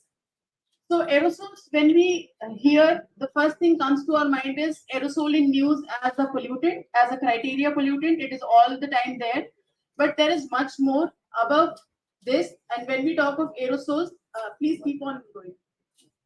So air pollution is a major challenge in India, and it has emerged as fourth largest risk factor for early deaths. We know that, and high concentration of ambient aerosols, particularly fine particulates, are cause of concern. And when we say why aerosols and why we should study aerosols, so we are not limited to air pollution. Of course, air quality, health effects, outside visibility is one thing, but another thing is atmospheric chemistry, cloud formation and precipitation, Earth radiation budget, because presence of aerosols in the atmosphere are affecting Earth's radiation budget. Some are cooling, some are heating, and some are leading as CC and INP particles. So they are affecting the cloud formation and precipitation. Of course, nutrient dynamics and biogeochemical cycles. That's why when we are talking of the climate system, we are not restricted to atmosphere. We are talking of lithosphere, hydrosphere, biosphere, and all are interconnected. So aerosols and their implications on human health, climate, and overall ecosystem is very important to investigate aerosols. And of course, aerosols are complex entities physically, chemically, biologically.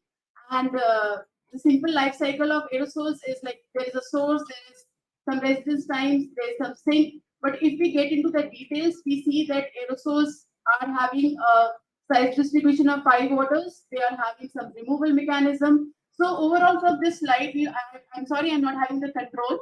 So from this slide, I want to show that aerosols are really important for understanding human health and climate implications. That is one.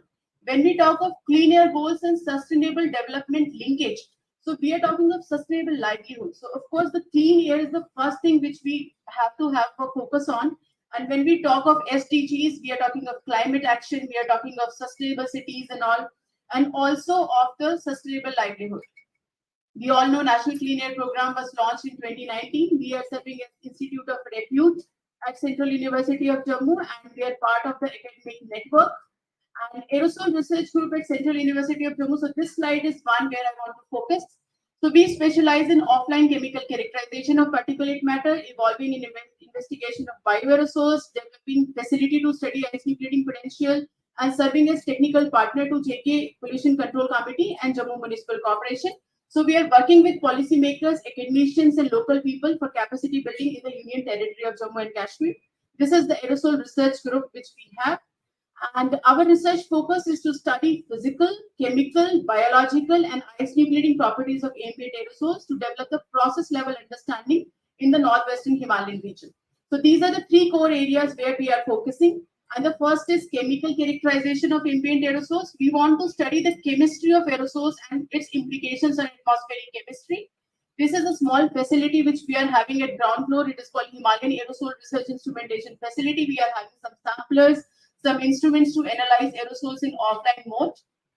And when we talk of chemical characterization, there are different aspects. We do field measurements, we collect samples in the field, and then we analyze it in the laboratory. And in chemical characterization also, we are focused on some specific constituents like organic aerosols because they are very important for climate implications. And I won't go into the details. This is one of the review which we have published where we are showing that there are very less studies from Himalayan region on aerosols. This is second core research area, ice nucleating and cloud forming properties. So here we are studying the same particulates to see their effect on cloud condensation, nuclear formation, and ice nucleating particle and precipitation initiation and overall hydrological cycle. So this is the thrust area. We are having a measurement of ice nucleating particle facility. So this is the picture from 2017. I worked in NC State University. In moving to step ahead, we were doing R&D on this aspect. And I'm very happy to share that now this facility is functional in CU Jammu also, and we are going to start measurements on INP. And I'm not going to get into the details, but I request all of you to please study what are the properties of aerosols as ice nucleating particles, because this is a very, very important aspect. Due to paucity of time, I'm not going to get into the details of it. Second thrust area is bioaerosols. You can switch on. So when we talk of bioaerosols, aerosols as ice nucleating particles are leading to precipitation initiation. When there are biological ice nucleating particles, they are leading to early freezing. So this is the thrust area which connects chemistry and biology and calls for interdisciplinary research. And so this is our core research area 3, diversity, abundance and contribution of bioaerosols to examine the role of warm ice nucleating particles. So these are some of the work highlights which we have done. We go into the deep details of genome identification, metagenomics to study that disease-causing bacteria and fungi, ice nucleating bacteria and fungi. This is a river campaign which we did recently. And so the novelty and strength of our group is first, offline measurements of INP in precipitation, aerosols in fresh water. Second, we are doing the direct extraction of whole genomic DNA. We are doing the filter-based sampling campaigns, and we are working on method development for organic traces. These are some of the challenges which we are facing and some of the R&Ds which we are doing at the level of instrument development, method development, and knowledge development. And some of the short-term objectives we have to characterize INP, and long-term goal is to study the effect of aerosols on climate and ecosystem health, to fill the missing link on INP and bioaerosols in climate models, and to establish link between chemistry, biological, physical constituents and makeup of aerosols, and to understand chemistry of processed aerosols over the Himalayas. These are the two campaigns which we are going to start. These are the two projects which have been sanctioned to us. The first is the Ice Crunch Indo-Swiss project, and second is the thermodynamic evaluation of CI in the Aladar region and 4PI there. We are very excited about Ice Crunch. Very soon you will start hearing about Ice Crunch, and we are going to get sanctioned this week only. This is the Indo-Swiss joint research proposal with ETH Zurich, and where we are going to study aerosols for their climate implications in Patnitop. And we are going to have a very good set of instruments here from ETH, and we are also procuring some. So it is going to be a very, very ambitious campaign, the first of its kind in Northwestern Himalayan region. And concluding remarks, the first thing is aerosols have important implications on human health, climate, and overall ecosystem. Our current understanding on aerosol cloud climate connection is poor. So please don't underestimate aerosols just as pollutant. They are very important to study the climate implications. Simultaneous measurements with collocated instruments for physical, chemical, biological, and ice nucleating and cloud forming properties are required. And last but not the least, the comprehensive investigations and interdisciplinary research will pave way for better understanding. Thank you so much. Thank you, one and all. Happy Teachers' Day.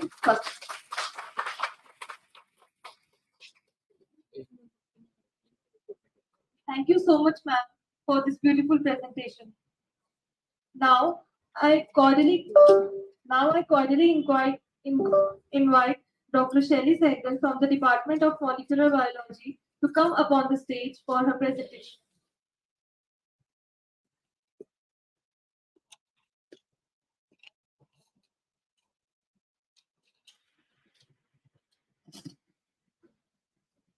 Greetings to one and all, everyone present here. So as we are brainstorming today on sustainable development, my talk is in line with the sustainable development goals. That is entitled as establishing the indicators of viral hepatitis B and C in Jammu, which as a research team we feel as a step towards accomplishment of these SDGs. So these global goals are 17 interlinked agendas which were set forward by the UN to achieve a better and sustainable growth for all. So Sustainable Development Goal 3 ensures healthy lives and promoting well-being at all ages throughout the world, and it specifically mentions combating viral hepatitis and hepatitis. Out of the many reasons of hepatitis, like the alcohol intake, age, and other lifestyle habits, virus infection is one of the prominent reasons and cause of death worldwide because of this hepatitis. So hepatitis is just inflammation of the liver. It can be self-limiting, or it can further promote to cirrhosis or carcinoma. The acute clinical presentation may be because of a recent infection of the virus, and it may not develop into a severe case, but the chronic infection remains asymptomatic through many years, but it slowly may progress into a carcinoma if the immune system and other factors support it. So a timely, accurate, and comprehensive screening is essential to understand the effect of these viruses in affecting our health. So as we all know that there are 5 different strains of hepatitis, in which strain A and E are food and waterborne, whereas strain B, C, and D, they are majorly bloodborne or through the infected body, or they are spread through the infected body fluids, like from mother to child and other reasons, right? So it is important to understand as a researcher here that what we are focusing as a research team on these hepatitis A, B, C, they are presented by different genotypes and serotypes. So for a clinician to develop a treatment for a patient, it is very essential that we know precisely the genotype or the serotype of the virus or the hepatitis strain which is infecting the patient, so that the treatment strategies or the personalized treatment, like we are focusing on precision medicine these days, such strategies can be developed. So as a research team, we are focusing on identifying the exact genotype of these hepatitis strains which are infecting the population of Jammu. Next. So different host factors along with these viral factors like genotypes, viral load, they are also consistent in the disease progression as how the disease will progress. Next. It is important to know that vaccines are available only for hepatitis A and B. For hepatitis C, the treatment is done through the antiviral drugs, and therefore a regime has to be developed in the precision medicine to better understand the course of the disease progression through these hepatitis. Like in this slide, in this slide, you can see that there are approximately 9 mutated genotypes of hepatitis B presented by different serotypes and further subtypes which are present in the population. And further, hepatitis C is presented by 6 prominent genotypes which are present in which are infecting the patients worldwide.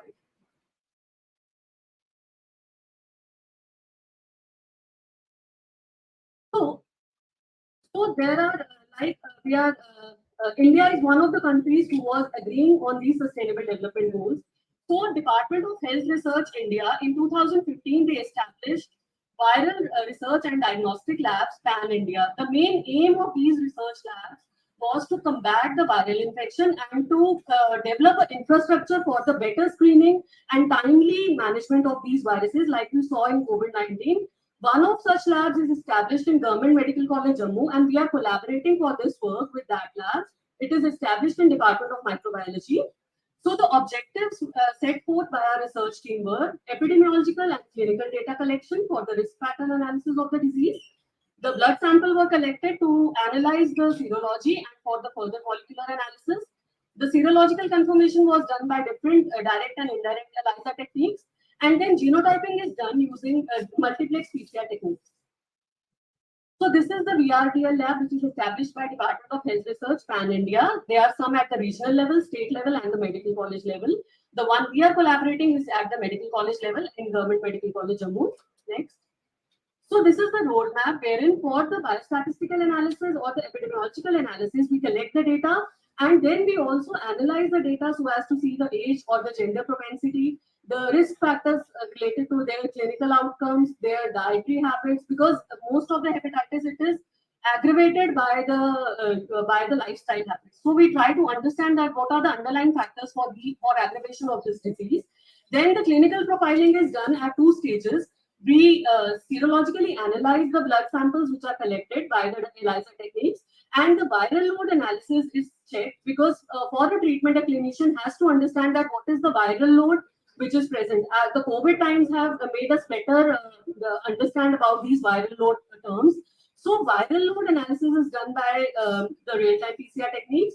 And then for the molecular profiling or for the genotype analysis, we isolate the molecular material, prepare the cDNA, and then the PCR is done. This is the rapid detection. In some patients where they are asymptomatic, but they are to be diagnosed, the rapid detection is done on impregnated slides and the presence of the virus can be detected. But in 99% of the cases, the indirect ELISA technique is done, and the cutoff values of these ELISAs, they are considered to check whether the virus is present and at what levels they are present. Next. So this is how we perform. This is the rapid detection and this is the ELISA techniques, and then the cutoff values of these plates, they are considered for each patient to detect the presence of virus. So as a molecular biologist, we are more interested in understanding that what is the genotype of the virus which is infecting. So these are the molecular genome structures of these viruses, and there are several conserved domains wherein the polymorphisms may arise, may lead to different genotypes or serotypes of these viruses. So, like this is for hepatitis B. Similarly, next. This is for hepatitis B genome, wherein pre-S1 to S region is considered for first round PCR, and then there are specific primers which are made for the second round PCR to detect the exact genotype. Then next, for hepatitis C, similarly, we have 5' region, wherein the UTR and the 4 region are considered, and then similarly, next genotypes are done. So I'll just sum up our observations quickly. This is how we collect the serological data and the cutoff values. The demographical data is analyzed, determining the gender and the age of the patients. Next. The prevalence data yearly is calculated, since now we are in this project for last 4 years. So we are, for every month we are calculating the incidence. And for the different regions of Jammu also, we are checking the propensity of this infection. Next. This is how we quantify our RNA, which is isolated using nanodrop. Next. These are some of the isolation pictures of the molecular material which is isolated. These are the representative pictures of the nested PCRs which are done for hepatitis B genome, and the bands which are present here, the band size is identified. The band size is identified with the ladder. The size is known, and then the genotype is considered, that what would be the genotype. Next. This is the first round and second round PCR. How is it done for hepatitis C? Next. So in total till now we have 443 samples which are detected with active virus, in which hepatitis C, 214 cases of hepatitis C and 229 cases of hepatitis B are present. Hepatitis C is not actively found because in chronic infection cases, the virus presence is not actively detected. That can be only confirmed through PCR. So that is why PCR is important here. Next. So this is how the band sizes are taken for genotype consideration. Next. So like type A, we have specific primers for each type, and this is how we distribute the demographic data. Next. And now we are focusing to interlink the presence of these genotypes with the host immune responses. We are now isolating the blood DNA from the host, so as we can work upon different immune factors which are integrating with these genotypes for the disease progression. Next. So this is the conclusion. We are still progressing this work. Next. These are some of the publications out of this work, and I thank the Vice Chancellor, Central University of Jammu, Principal and HOD Microbiology, Government Medical College Jammu, my research team, which is very important. Without Shivangi and Manish, this work would not have been possible, and Department of Biotechnology, Government of India. Thank you.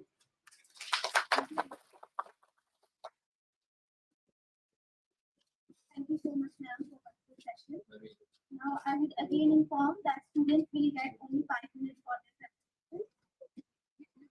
Now, I would like to invite Dr. Ashok Kumar from Department of Botany for the next presentation.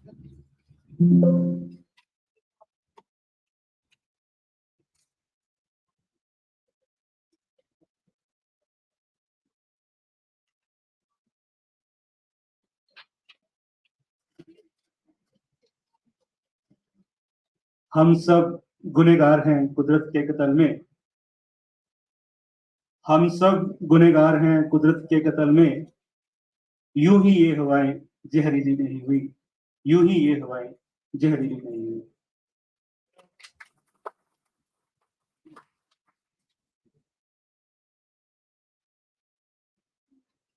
Distinguished personalities sitting in front of me, faculty members, and my dear students. Myself, Dr. Ashok Kumar, Assistant Professor in the Botany Department. I'm talking on a very general topic. I don't have this research topic, but a general topic, that is sustainable development. Human being is an astonishing species, we all know, and it has great developments in infrastructure, health, energy, and many other aspects. But doing all this, we have forgotten that what will be the consequences. In the haste of doing this development, we have forgotten the importance of the plants and animals. What is their contribution and what they can do. So I will be speaking on the sustainable development because this is one of the major topic these days. Next slide, please. Somebody has said the science without conscience is only ruin of souls. If we will do the science without knowing the right and wrong, then definitely we are moving towards some devastation. We have seen recently in our neighboring states that what is happening. So sustainable development has three components, main three components. That is environmental protection, economic development, and social progress. Now, out of these two, that is social progress and economic development. In economic development, we are in winning stage. We are already 3 to 5 million economy in the recent reports. In social progress, we are a little bit lagging. But in the environment, we are at very forces. We have crossed the limits, all the limits. And without these components, there will be no sustainable development. Without environment, you can't even think about the sustainable development. So I'm taking to you, just next slide. In the back history of this, the Earth, when the human civilization started, it started around 10,000 years ago. When we had the forest only and the little shrubs and grasslands on the Earth. And with the time, we started losing our forest area. And then in the 19th century, we had only 48% of the forest. And in the present 21st century, we have only, if we talk about the present scenario, this is the data of up to 2018, we have only 31% forest cover of the total length, which is almost half of what we had. So how we can think about the sustainable development? Next slide. There were 6 priorities. We have almost there are 6 trillion trees on the earth twice, but they are not. If we talk about the forest area in the different states of India, then the eastern states are doing well. They have conserved their forest area quite in a better manner, I will say. Next slide. But and some of the other states, they are doing well. But if we take the example of the neighboring states only, and neighboring states are Punjab, Haryana, Himachal Pradesh. Punjab and Haryana have the negligible forest only.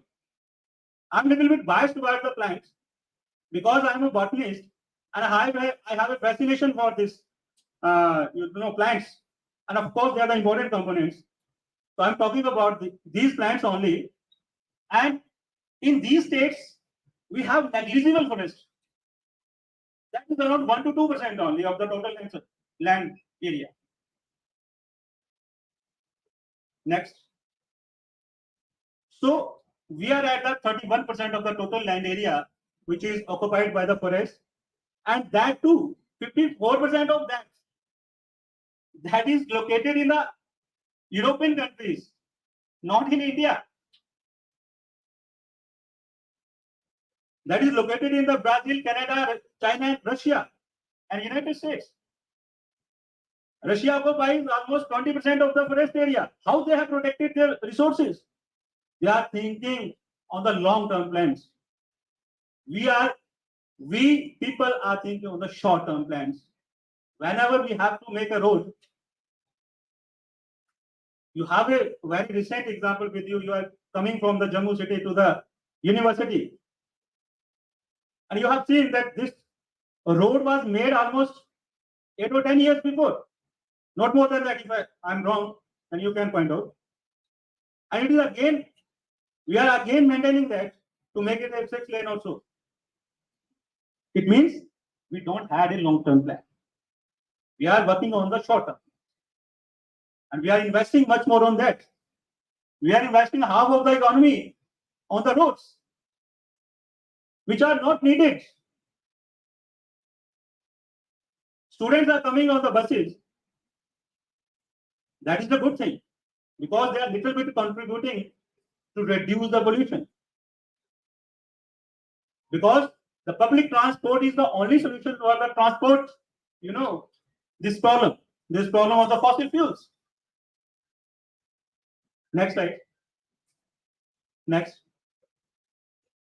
In this eradication of the plants, we have also eradicated the wildlife. That is, almost 60% of the wild species of the animals we have wiped out since 1970. Ma'am can point out if I'm wrong. Ma'am, Nita is there. This data I have taken from the internet sources, different sources. I may be wrong somewhere. Next slide. Now, what has happened? That we have changed the land use pattern. And since 1961, amount of the land we use for the agriculture is increased only by 7%. And other area which we have eradicated out of forest, that has been used for the commercial purpose, for the residential area, for the industry.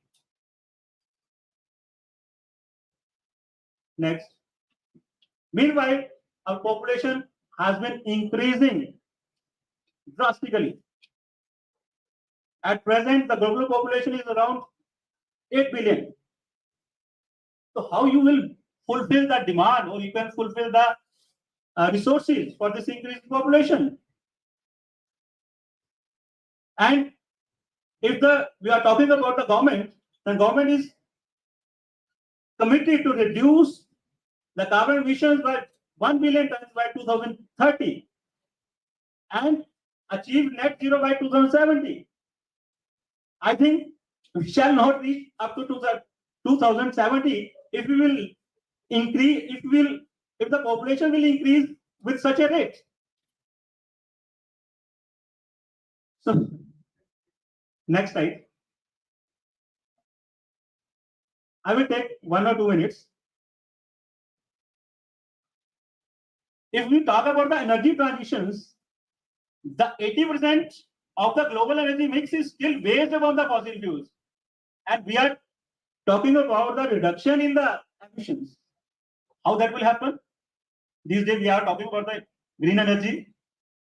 That is in the form of the solar energy, and that is in the form of the wind energy and the biofuels. But until unless we will not reduce our dependence upon these fossil fuels, we can't do the sustainable development. Next slide. We need to contribute towards this, and that should be at the individual level. We should not see what the governments are doing. We must make our own efforts. We must plant more and more trees. I think no engineer is better than a plant. Plants are better engineered than anyone. So we need to promote the plantation more and more, and definitely we can do the sustainable development with the help of the plants. With these words, thank you very much. Thanks a lot.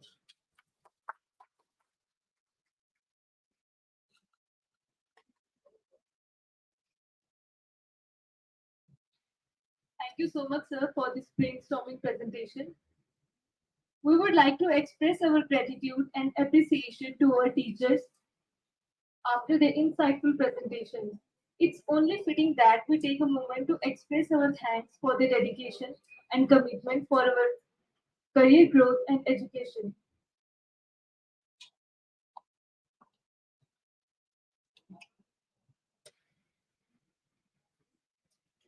Now, we'll be calling students in the following order for their presentation. Students from the Urban University of Technology, South Africa are Matshidiso Lefanela, Dodidi Obishepu, and students from Central University of Jammu, India are Ms. Shivangi from Molecular Biology, Ms. Bhavna from Environmental Sciences, Mr. Rohit from Department of Zoology, Ms. Divya from Molecular Biology. Now, so it is informed again that students will get only 5 minutes to conclude their presentation. Now, it's my honor to welcome student from the Urban University of Technology, South Africa, Matshidiso Lefanela.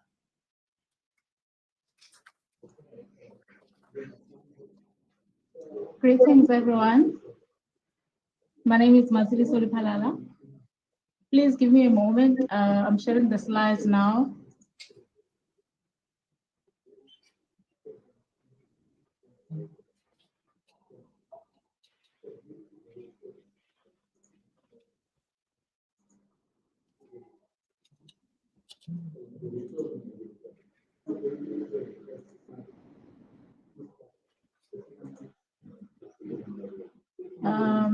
Do you guys see my screen?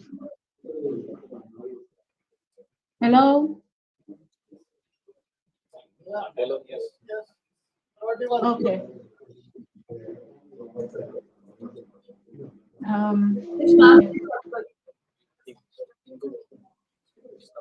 Greetings once again. My name is Matsidi Soripalala. I'm a PhD student at Durban University of Technology. My supervisors are Prof. K. Bisetti, Prof. N. Muse.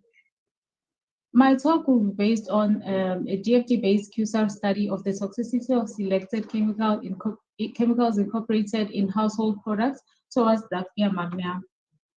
The outline of the presentation is as follows: the background of the study, the problem statement, the aim, objectives, introduction to QSAR, basics of QSAR, methodology, results and discussion, conclusions, further future trends and acknowledgements. Since March 2020, a severe acute respiratory syndrome coronavirus outbreak has spread around the world and is the primary cause of the COVID-19. So the WHO proposed the use of non-pharmaceutical methods as protective measures to try and reduce the epidemic curve. This led to a wide use of sanitizers and disinfectants globally. The wide use of sanitizers and disinfectants led to a release of constituent compounds into aquatic habitats at high rates. The pathway of these chemicals into the aquatic environment is as follows. It all starts in the kitchen sink, it goes down to the drainage system, and then to the municipal service system, and down to the wastewater plant treatment. So a percentage of these chemicals finds its way to the aquatic environment through the rain and the wind. A number of 187 chemicals were identified in South Africa commerce from 2020 to January 2021. So the chemicals that enter the rivers and streams can have varying environmental impacts. Some may be biodegradable and break down naturally over time, while others can be harmful to aquatic life or contribute to water pollution. It is important to assess the environmental impact in order to ensure the safety of our aquatic ecosystems. So for that, because these are a lot of chemicals and we cannot go into the lab and test them one by one, so we would recommend in silico methods to reduce the environmental time and the cost. Oh, sorry. The aim is to develop a quantitative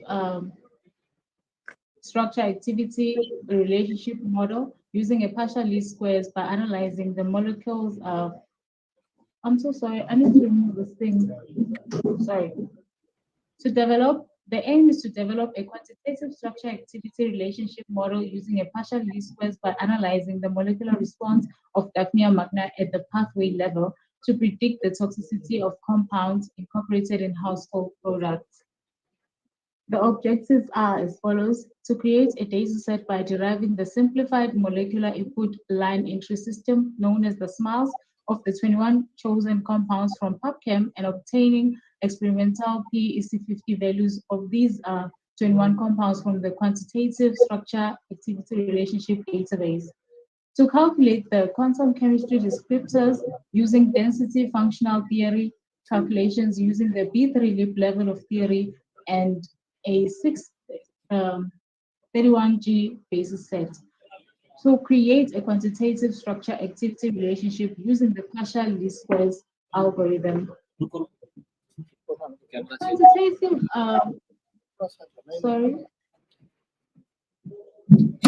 quantitative structure activity relationship is a computational modeling technique used in chemistry and biology to predict the biological activity and properties of molecules based on their chemical structure. So QSAR can be used in pharmaceutical and drug discovery, environmental chemistry, toxicology and risk assessment, chemical engineering, material science, cosmetics and personal care products, food chemistry, bioinformatics, biomedical research, medicinal chemistry, cheminformatics, and nanotoxicology. So basically, in order for you to develop the quantitative relationship, you need molecular descriptors that are those are known as numerical representations of the molecule structure, and you also need the biological activity. That is the activity.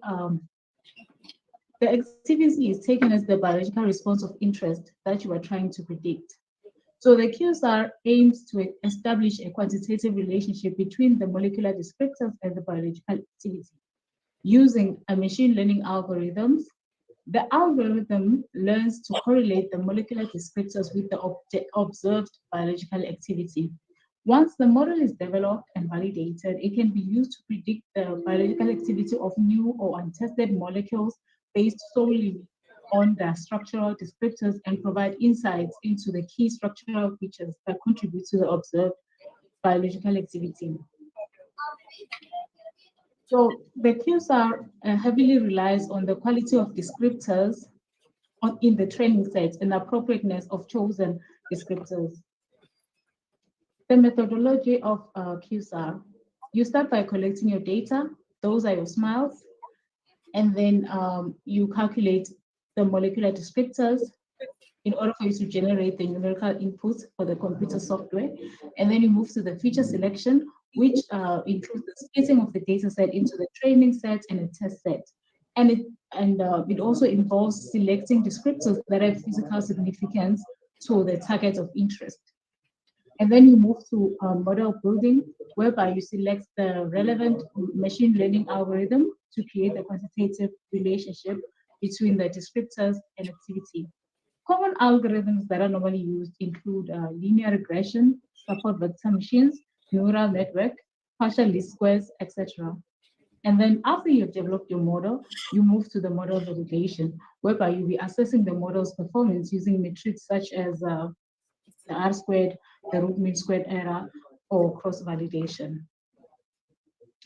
Results and discussion. So I have 21 compounds in total, but I chose to showcase 3 because 21 wouldn't fit in the slide. So we have the first compound known as compound 1, that is our methyl acetate. We got the biological activity that is 2.317. And then after that, we found the smiles of the methyl acetate from the PubChem database. And then we used the online smiles translator and got the 3D structure that we imported into the DFT Jaguar software to calculate the descriptors. So after the calculation of descriptors, we obtained our predictor variables. We have 6 quantum chemistry descriptors and we have 4 physicochemical descriptors for each of the 21 compounds.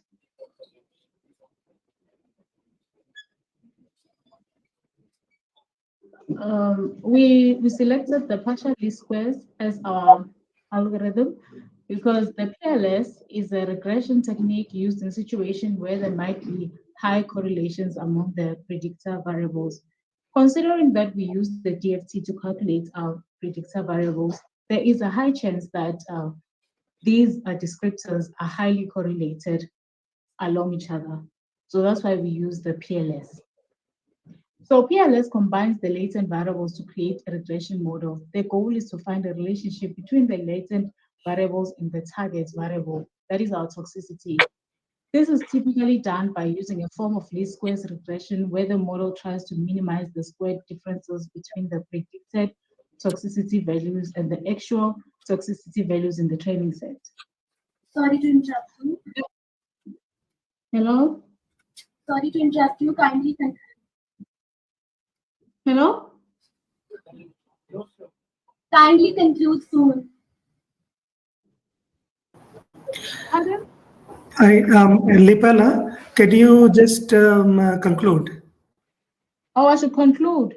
Yeah, thank you. Okay. So, okay, conclusions. A cross-validated model was developed using the Material Studio software. The model proved to be statistically significant with an R-squared of 0.93 and an R-squared cross-validated of 0.91. This indicated the goodness and reliability of the model. A comparison of the predicted toxicity with the experimental toxicities indicated high predictability of the developed model by low residual values of 1.29 and 1.79.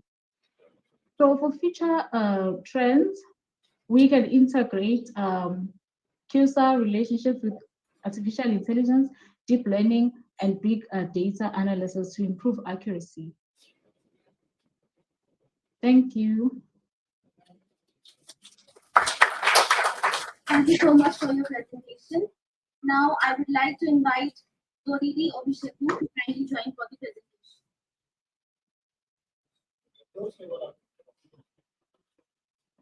Now I would like to invite Doridi Obisheku to kindly join for the presentation. All right, I'm here. You'll be getting only 5 minutes to conclude your presentation. Okay.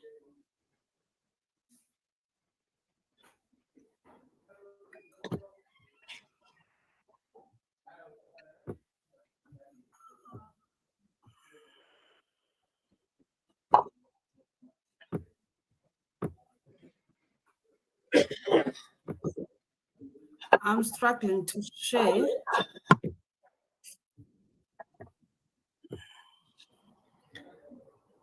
There is an arrow. Okay, can you see my presentation now? Not yet. Okay. So there is an arrow. Can you just try to share with that?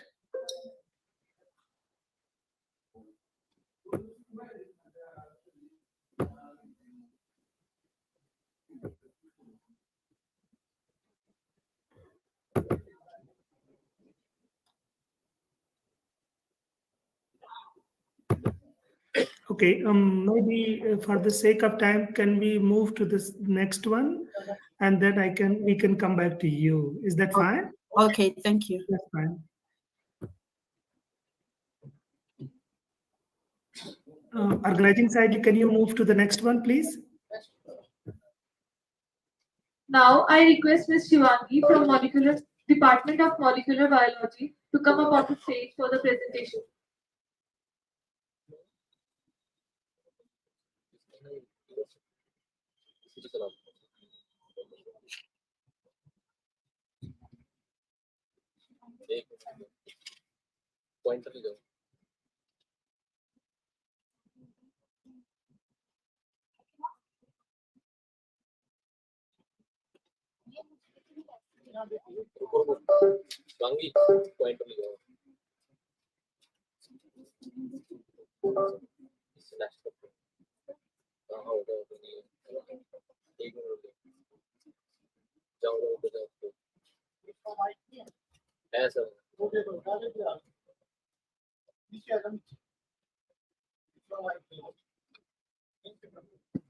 Hello, hello, hello, hello, hello. Good afternoon, everyone. First of all, happy Teachers' Day to all the esteemed faculty sitting over here and also to the ones who have joined online. My name is Shivangi and the topic of my oral presentation is bioethanol production from locally growing algal biomass, a promising and cost-effective approach.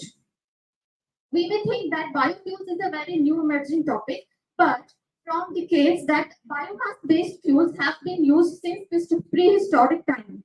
A mere instant of burning wood to cook your food is an instance of the usage of biomass as a fuel.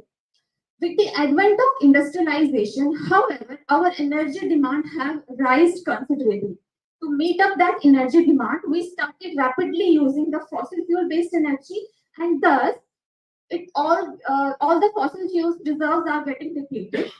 Not only this, usage of fossil fuel has a huge toll on our environment. To be in alignment with the goal of sustainable development, a high need is to switch to the green energy based biofuels. So again, we are switching to biomass based fuels, but in a different way. Not going back to charcoal and wood, but now we are utilizing certain substrate to produce the biofuels like bioethanol and biodiesel. These substrates have been classified as first generation, second generation, third generation, and fourth generation biofuels. All these classifications are based upon the choice of the substrate. Here we are more focused upon the algal biomass, which comes under the third generation biofuel. And let's proceed further. Why we using algae as a biomass and why has it become really famous? Because it has an advantage over the first generation and the second generation biofuels. In first generation biofuels, you can see that the major substrate that was utilized was food crops. And in a country underdeveloped and developing nations, utilizing food crop as a source for production of biofuels is highly unethical because the peoples are even without food. So we cannot do that. That's why we have switched to algae, which is which will not give, and it will be like a no compromise with the food security of the system. And also, the production of algae, it's very easy. It's very easy to cultivate and harvest algae. We just need an open pond, ample of sunlight, water, and carbon dioxide. It will be easily grown and easily harvested. Also, no additional agricultural land will be utilized towards the production of alga. Also, alga can be utilized in two ways, for the production of bioethanol as well as the production of biodiesel. So, if we talk about India, India has a huge potential to become a world leader in algal farming. See, we have ample of sunlight. We have a very good irrigation system with our 20 major river systems here. And also we have like a good amount of wasteland in states like Rajasthan, Jammu and Kashmir, Madhya Pradesh, Maharashtra and Andhra Pradesh. We have like a good number of wasteland which can be easily utilized for the cultivation of alga. Already there are some states some states which have like started producing alga for the purpose of biofuel. You can see here Gujarat, Punjab, West Bengal, Meghalaya, they have already taking this algal cultivation seriously. But it is not even that easy. There are some hindrances to utilizing alga as a biofuel. First of all, the hydrolysis, first step in converting alga to a biofuel is its pre-treatment. It's pre-processing, where we first hydrolyze the carbohydrates to basic sugars. Then these sugars are acted upon by the microorganisms and fermented into biofuel, into bioethanol majorly. So this process, this pre-treatment is carried out in two ways: enzymatic hydrolysis and chemical hydrolysis. The chemical methods, they have a high yield, but the problem with them is that they require very harsh reaction conditions, and they also produce certain byproducts which are which inhibit the process of fermentation. So to overcome all of these situations, also in enzymatic method, we see enzymatic method is very good, but the cost associated, it will be like too much. So to cut on that, we have projected this study.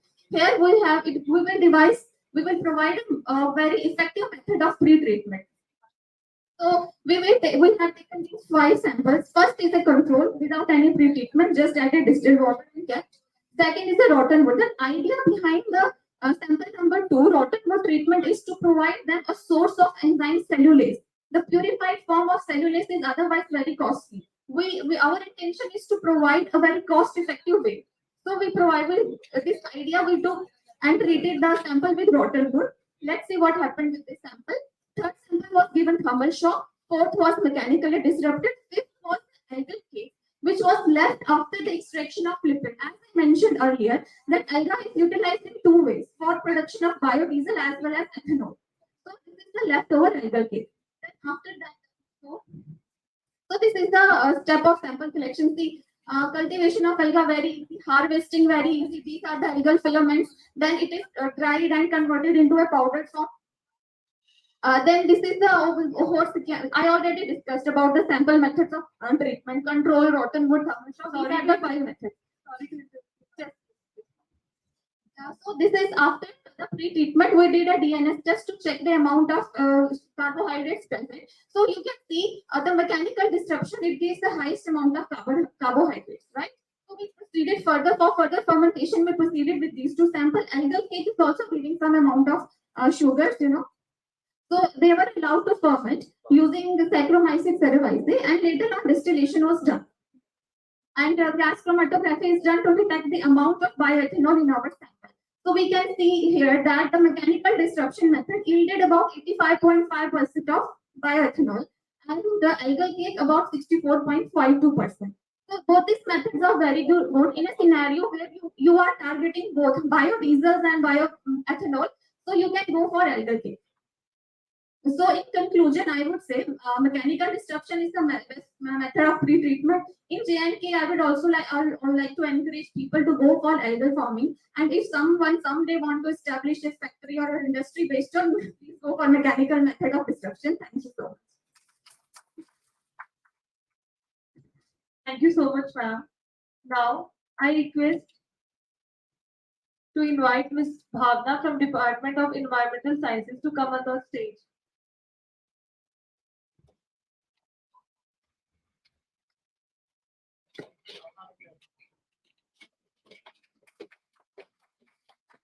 Good afternoon, everyone.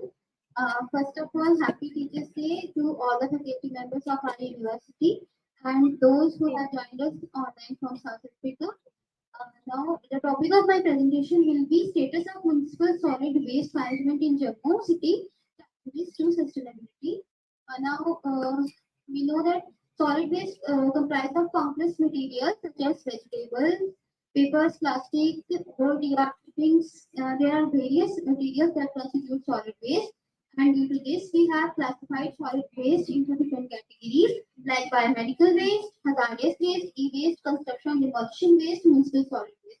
And in this talk, we are going to focus on municipal solid waste. Municipal solid waste is that waste that is coming mostly from residential areas, institutions, and commercial regions. Okay, and now solid waste management involves the process of collecting, treating, transportation, and disposal of materials that is discarded. The main objective of solid waste management is actually to collect, process, utilize, and dispose solid waste in such a way that it cause least effect on health of human beings and natural environment. Now, these are the 4 steps that are involved in the process of solid waste management. First is collection. In this step, the waste is collected from the region from where it is generated. Then, the first is generation, then collection, then transportation. In this state, the transportation stage, the waste that is collected is then sent to secondary storage point, and from that point, it is sent for final disposal. And then the last step is treatment and disposal. And in this step, the waste that can be treated is sent for treatment. And after treatment, the recyclables and the compostables are differentiated from overall waste. And that waste that cannot be treated is sent for final disposal in the landfills. Now, as we know that with the rapid urbanization and industrialization, population explosion, the quantities of waste is increasing tremendously in India and across the globe. And if this huge quantity of waste is not managed properly, it can cause some serious effect on health of human beings and environment. And some of the problems that are associated with improper management of waste are leachate, when the waste is dumped in open landfill site and then rainwater percolates through that waste, it can cause groundwater pollution due to leachate. Then there is fire. And this fire, we have seen in many areas, fire where these open dump site catch fire, and we know that they emit a lot of pollutants in the air and also reduce the visibility, which may lead to accidents, road accidents. Then the emission of toxic gases and also emission of greenhouse gases. We know that waste sector is the largest, one of the major contributor of greenhouse gases.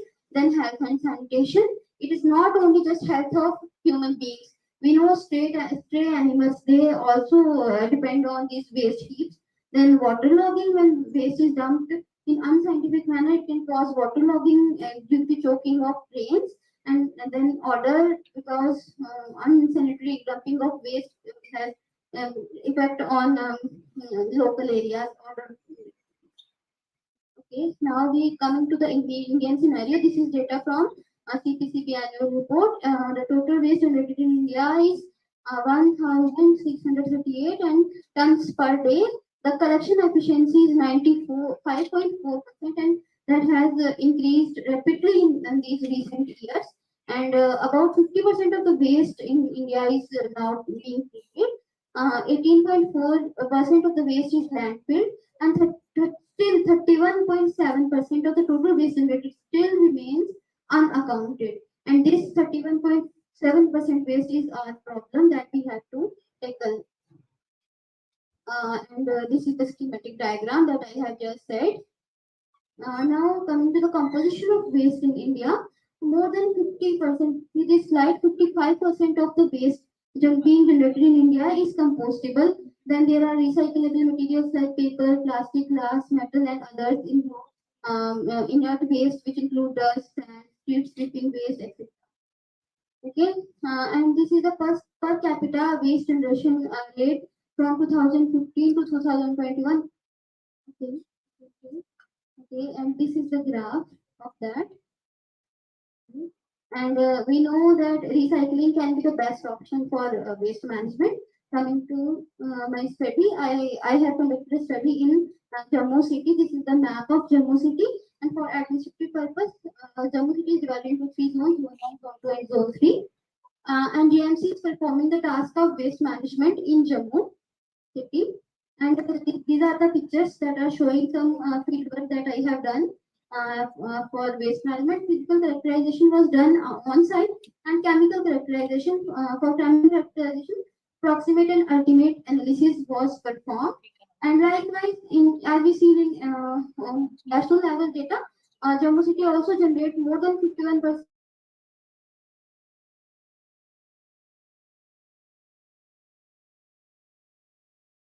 study. More than 50% waste is organic in nature and it can easily be disposed because we can use it for composting, biomethanation, and other things.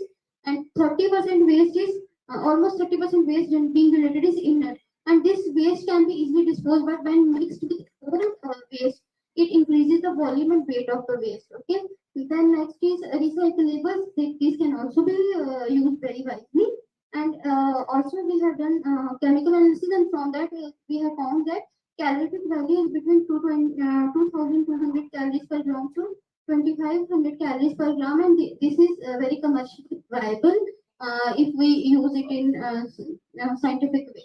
Okay, and the problems that are being faced in Jammu City are there is no source segregation. Mixed waste is being reached at the dumping sites because of no source segregation, waste is not being treated in Jammu City, and recovery of resources is very marginal. Only informal segregation and rag pickers they are collecting recyclables. Okay, and to tackle these problems, there are some initiatives that are being taken by JMC.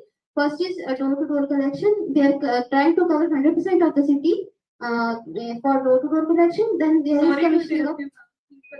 Okay, this is the last slide. Okay, now bio-CNG plant, JMC along with NAPED has commissioned a bio-CNG plant at Port Padwal.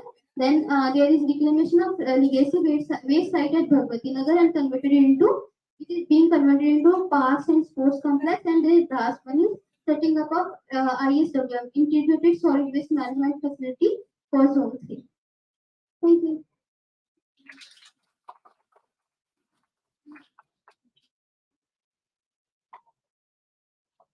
Thank you so much for the presentation. Now I request Mr. Rohit from Department of Geology to come up on the presentation.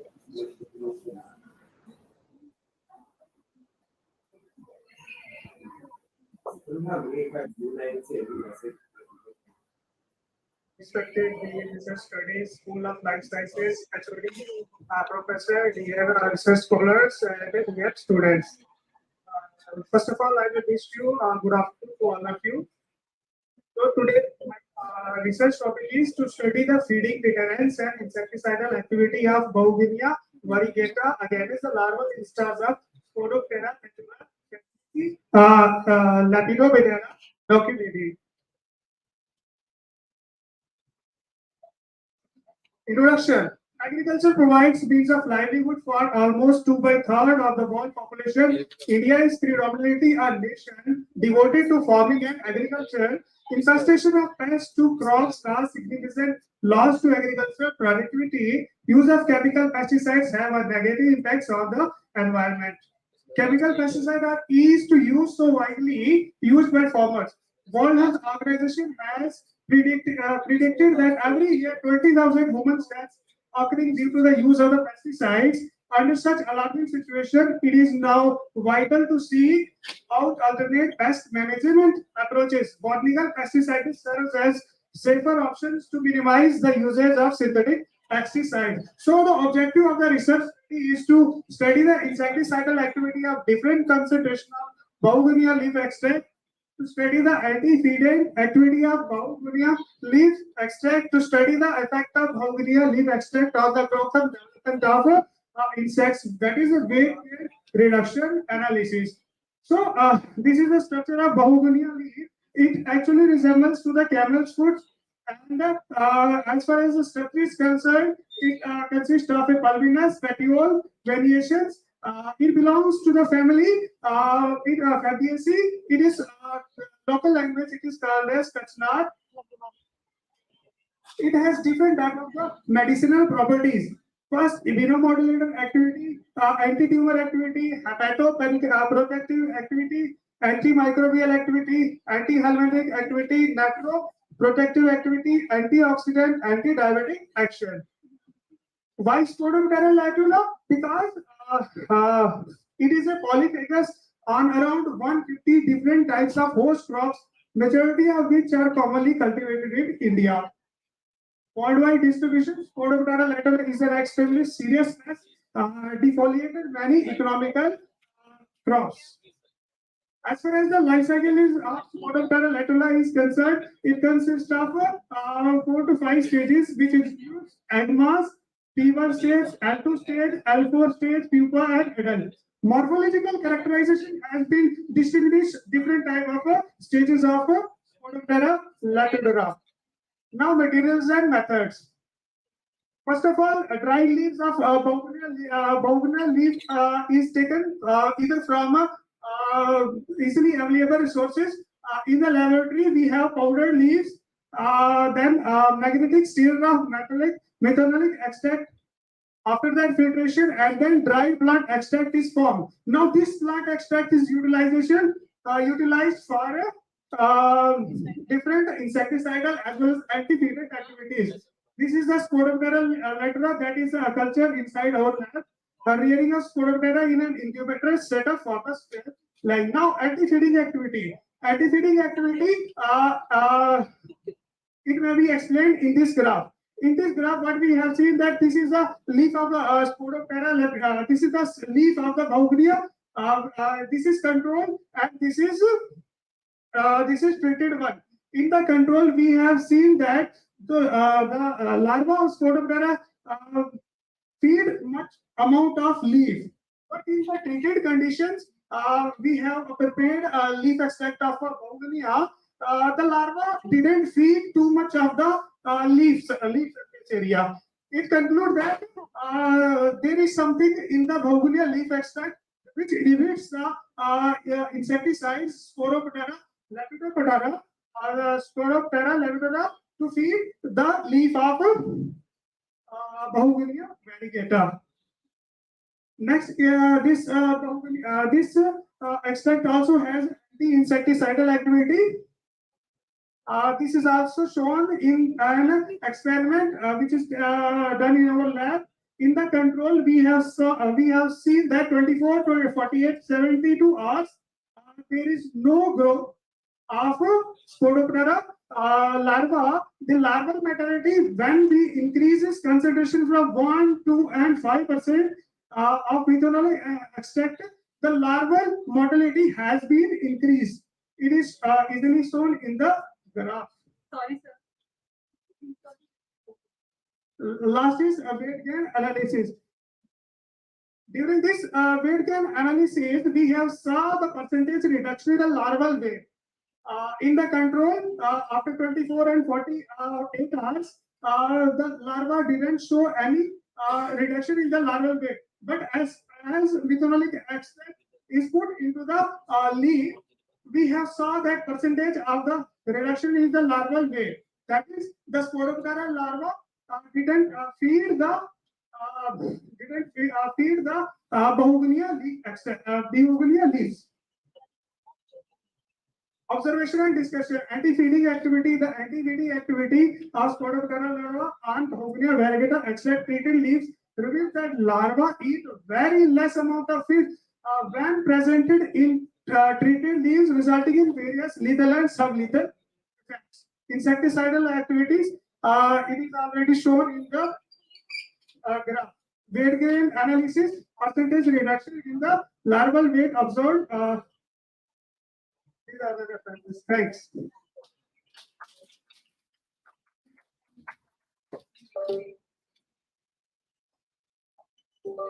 Thank you so much, sir, for the presentation. Now I invite Ms. Divya from Molecular Biology to come up on the stage for her presentation.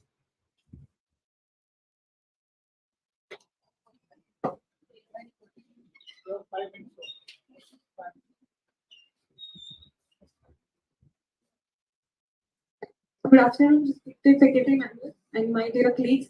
My name is Deva Sharma and I'm from Department of Center for Molecular Biology. Today I'm presenting the topic that is in silico characterization of selective enzymes involved in the production of phytoalkylkenes from Trichoderma species. So when we are talking about the topic which is today's theme, that is sustainable development and how my field of study will be contributing towards it. So just it is like I have to introduce some of the slides related. It's not working. Yeah. So quickly briefing with the introduction that what are the present environmental issues we are already facing. We are facing with the pollution, desertification, global warming, and agriculture reduced burning, etc. So what are the major agriculture related issues which we are presently facing? That is excessive use of chemical inputs, then intensive farming, pollution, biodiversity loss, soil health, water scarcity. So if I move towards what are the sustainable practices which we are adopting and how it will contribute, these practices will be resource optimal, this will be ecological viable, and they will be providing nutritionally adequate amount of residues. Also, they will be ecological sound and socially justifiable. So next, if I relate my topic, that how my topic or my area of work is related to this sustainable development, my area of work is trichoderma, which is a fungi. As we know, with the global world population is increasing and the use of synthetic fertilizers is also increasing, and it had led to many form of problems like we have seen in Punjab, Haryana, where there is a cancer caused due to this excessive use of chemicals, there is a water depletion, this groundwater depletion. So how trichoderma species will act as a biocontrol agent, and because of its following practices, it is the biocontrol agent of plant diseases. It will help to control many nematodal diseases.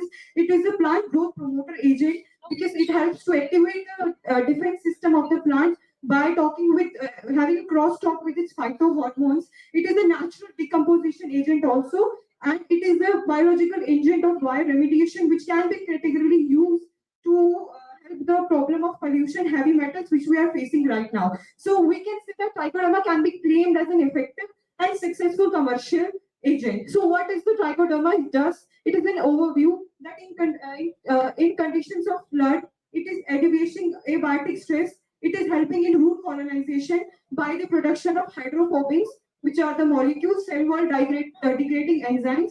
On the other hand, it is playing a role in biocontrol by being following mechanism, that is mycoparasitism, killing toxic fungi, competition, that is it is using most majority available nutrients in the soil, and also it is doing the soil enrichment. On the other hand, it is helping in plant growth promotion by helping the plants to uptake minerals which are available in the soil. So what else? My area of focus is the secondary metabolites, and that to be particular in trichothecenes. And what are the secondary metabolites? They have various roles. They have a pharmacological role.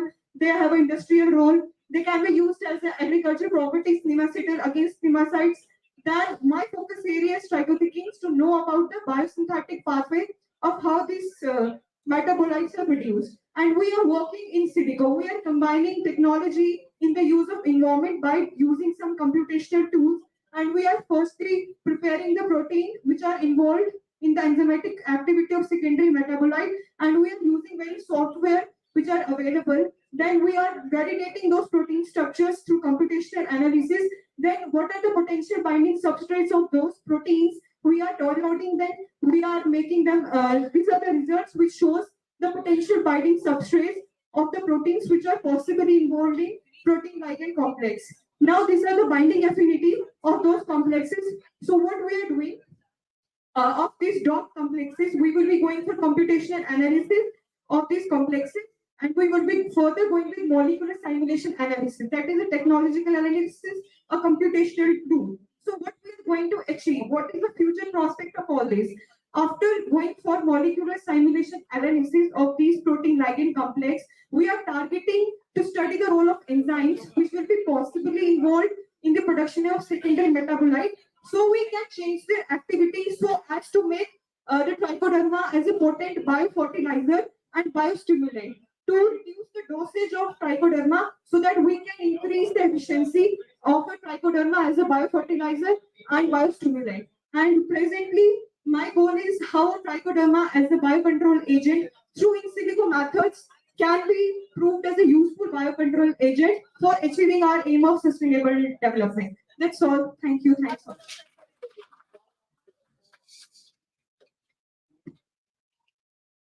So much for the presentation. Now I would like to resume to Doridi Obisheku. Am I audible to you? Yes. Are you ready with the presentation? Yes, Doc, can you please help me with the slides? Okay, you may proceed now. Okay.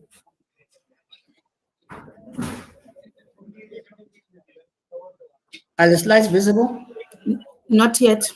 Okay. Yes, it is visible now. It is visible. I'll make it big. Okay.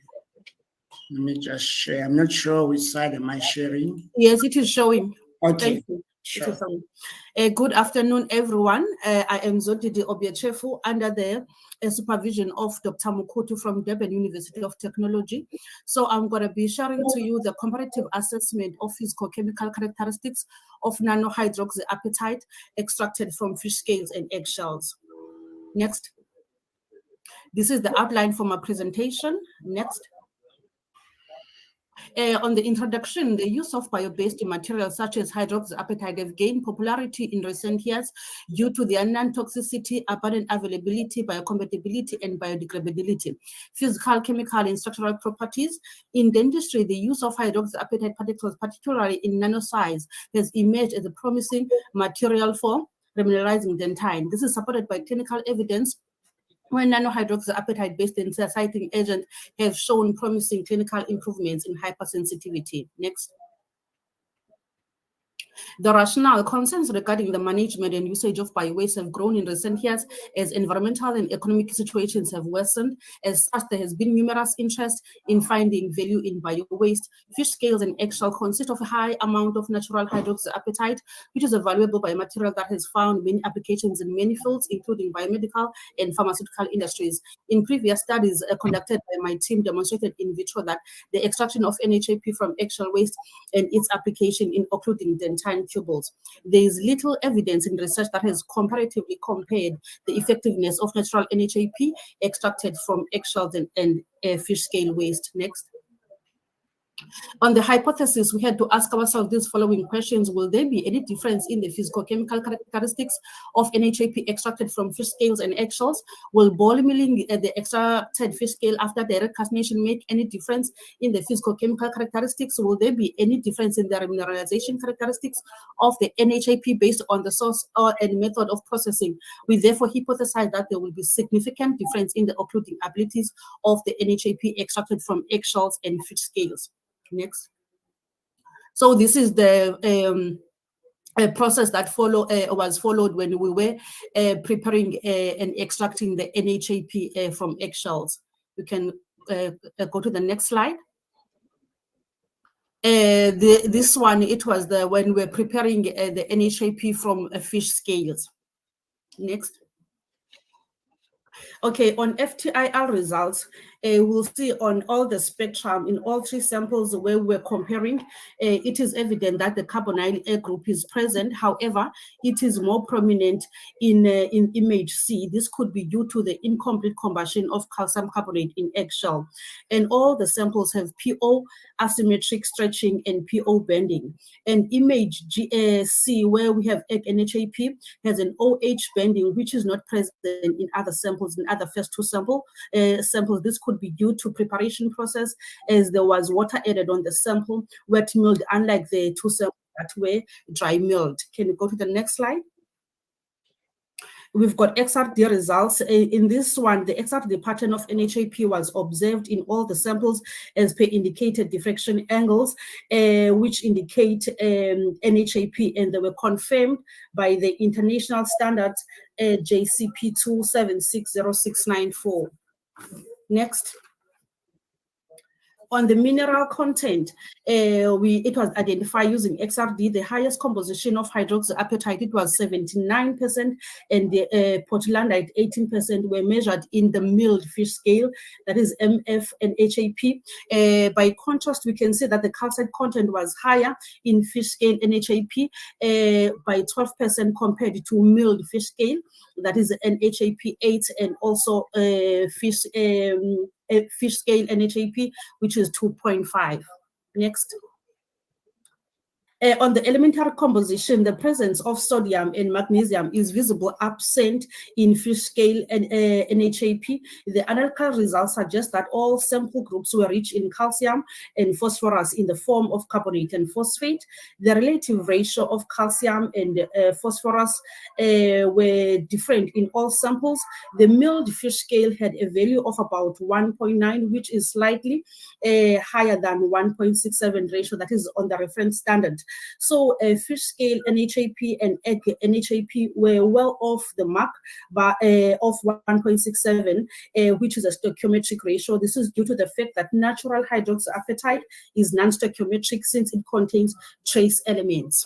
Next slide. The next slide is HR term analysis. We've got figure 3 from A to C, which shows the surface morphology of the sample powders. The image 3A and 3B shows that the non-hydroxyapatite from fish scale and the particles presented an irregular morphology.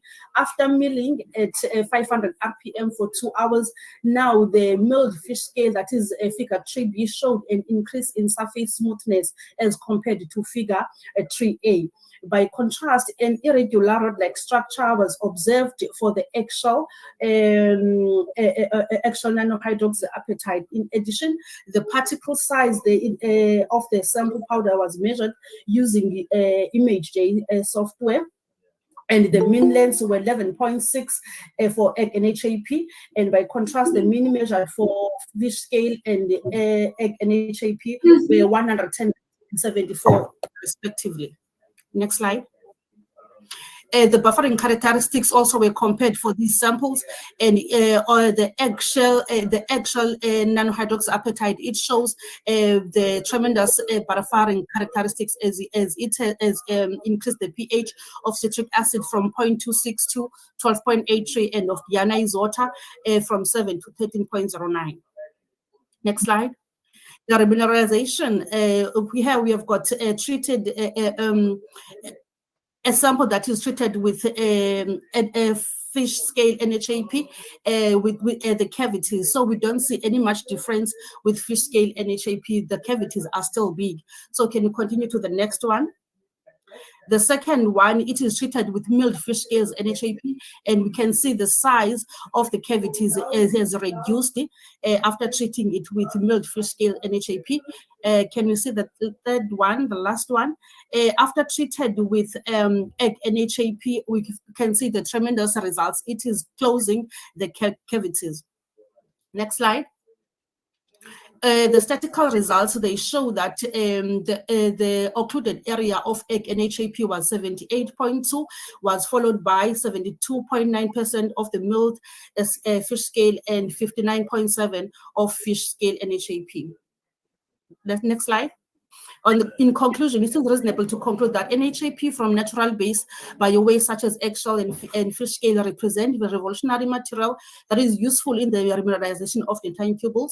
The physical-chemical characteristics of extracted HNBAP suggest that they provide a better source of free calcium and phosphorus, which are the key elements in the process of the tiny tubule remineralization. Overall, the study finds slight variation in the physical-chemical characteristics of NHAP extracted from fish scales and eggshells.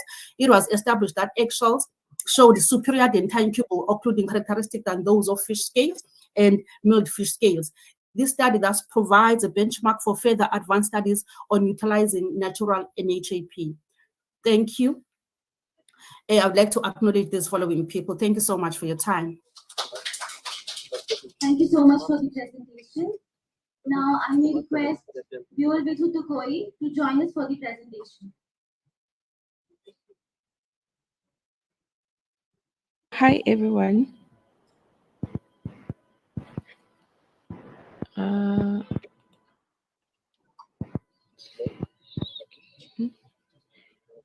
Okay.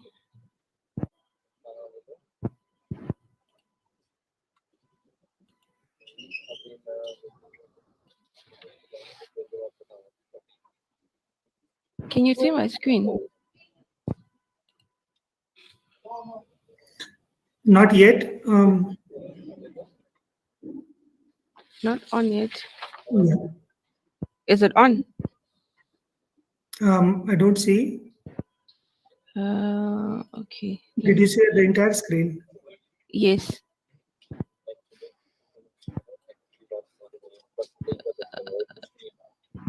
The entire screen.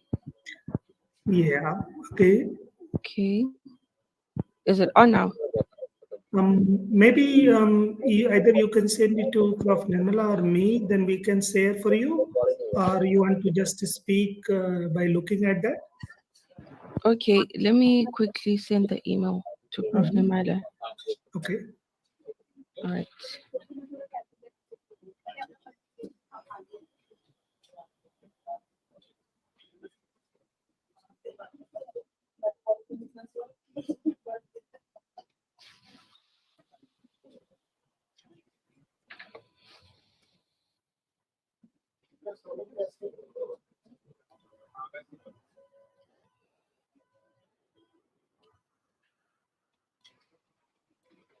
Okay, just sent it now.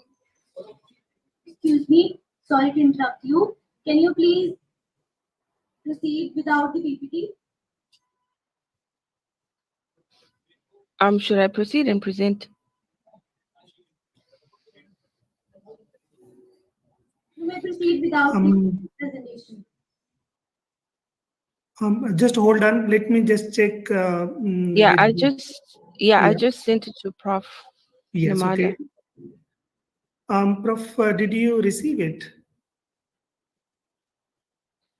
I know people are hungry that sides, but Received it yet, but as soon as I receive it, I will share it with that's all fine. of That's you. fine, Prof. Okay.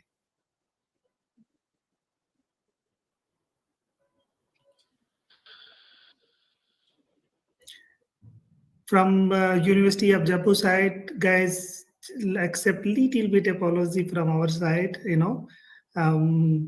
but I think like you have done a great job, by staying since morning and trying to do quite a good thing. So I'm quite happy with that, and I really thank you very much.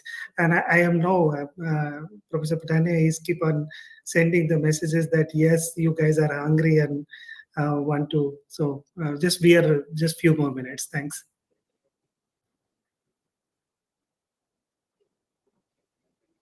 Prof, can I suggest that maybe another speaker go ahead while I wait for Tukoi's presentation to come through? It's a good idea. From organizing side, do you have any more presentation, or this is the last one? This is last one. Okay, that's fine. So let us wait. Let us say the last man chance. Oh, it's taking so long to come That's through. fine. That's fine. Maybe Tukoi can keep on speaking something.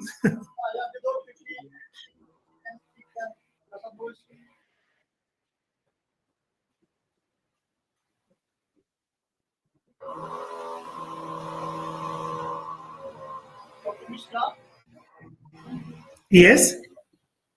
Can you present without PPT? Yes. Tukoi, are you comfortable speaking without PPT? Tukoi? Tukoi, can you unmute so that we can? Yes, Prof. Yeah, if you're comfortable speaking without PPT, the organizing side is recommending that way. Is that okay for you? I see. Okay, that's fine. We'll wait. Colleagues from University of Jammu side, just give us few more minutes.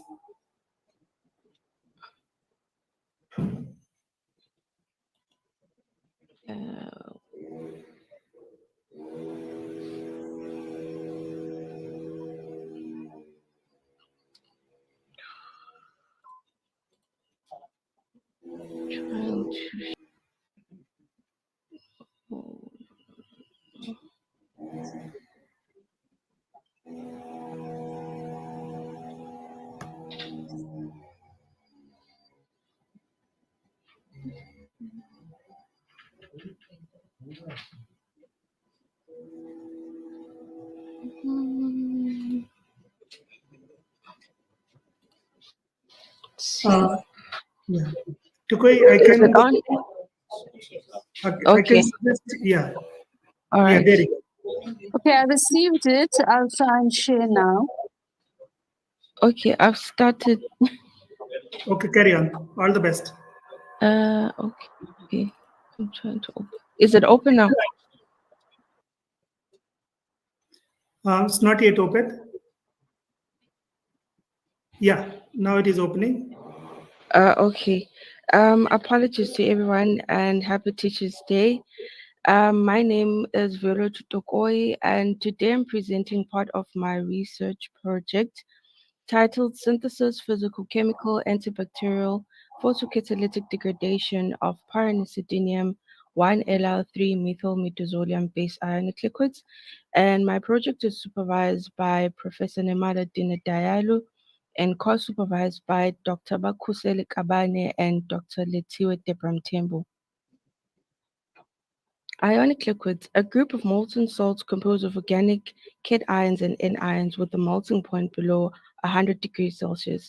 A various combination of these cations and anions bring about different properties like density, acidity, viscosity, just to name a few. And as a result of these unique properties, these chemicals have been and are continuously being studied and widely used in various branches of industries, like, for instance, improving drug solubilities, also as carriers and also as degraders. They are often referred to as green solvents due to their negligible vapor pressure, but according to several OECD tests applied for ionic liquid biodegradation, most of these ionic liquids are not susceptible to biological degradation. Instead, some have been shown to biotransform into different products. So, to convincingly demonstrate the green nature of these compounds, photocatalytic degradation using UV radiation and hydrogen peroxide is conducted.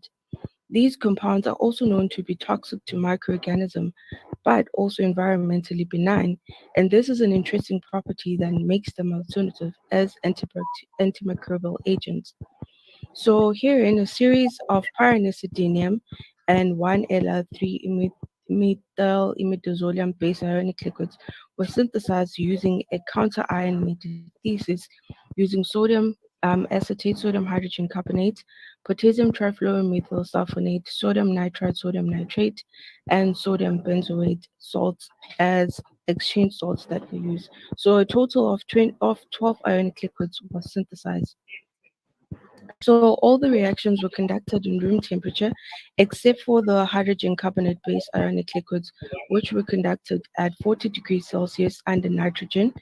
Um, and all these ionic liquids were recovered by liquid-liquid extraction and finally dried in an oven. So for the physical characteristics of these compounds, the 1-LR3-methyl based ionic liquids were all liquid and with variable densities and viscosities, while the pyranicidinium ionic liquids were in a solid state, and some also came produced a crystal state. For the thermal stability, only the 1-LL3 methyl metazolium based ionic liquids were successfully analyzed for the thermal stability. The pyranicidinium ionic liquids are still seen for analysis, but from the spectra, as what is commonly known for ionic liquids, they are thermally stable. And these obtained results also corroborate with what is known, noticing that the TFO based ionic liquids being the most stable and the hydrogen carbonate based ionic liquid being the least stable. Also with the DSC, the superimposed spectra also corroborate with what has been shown previously in the TGA spectra. For the acidity determination, this was done using both methyl red and methyl orange. This method basically is used to estimate the acidity levels of the ionic liquids. So I did both methyl red and methyl orange, but I had a problem with methyl red. There seemed to be a lot of noise, so no absorbance was Sorry to able interrupt. to be observed. Sorry to I interrupt. only Kindly conclude at the earliest, please. Sorry. Please conclude at the earliest. Okay, I didn't quite catch that. He's saying like you can wrap your presentation, right?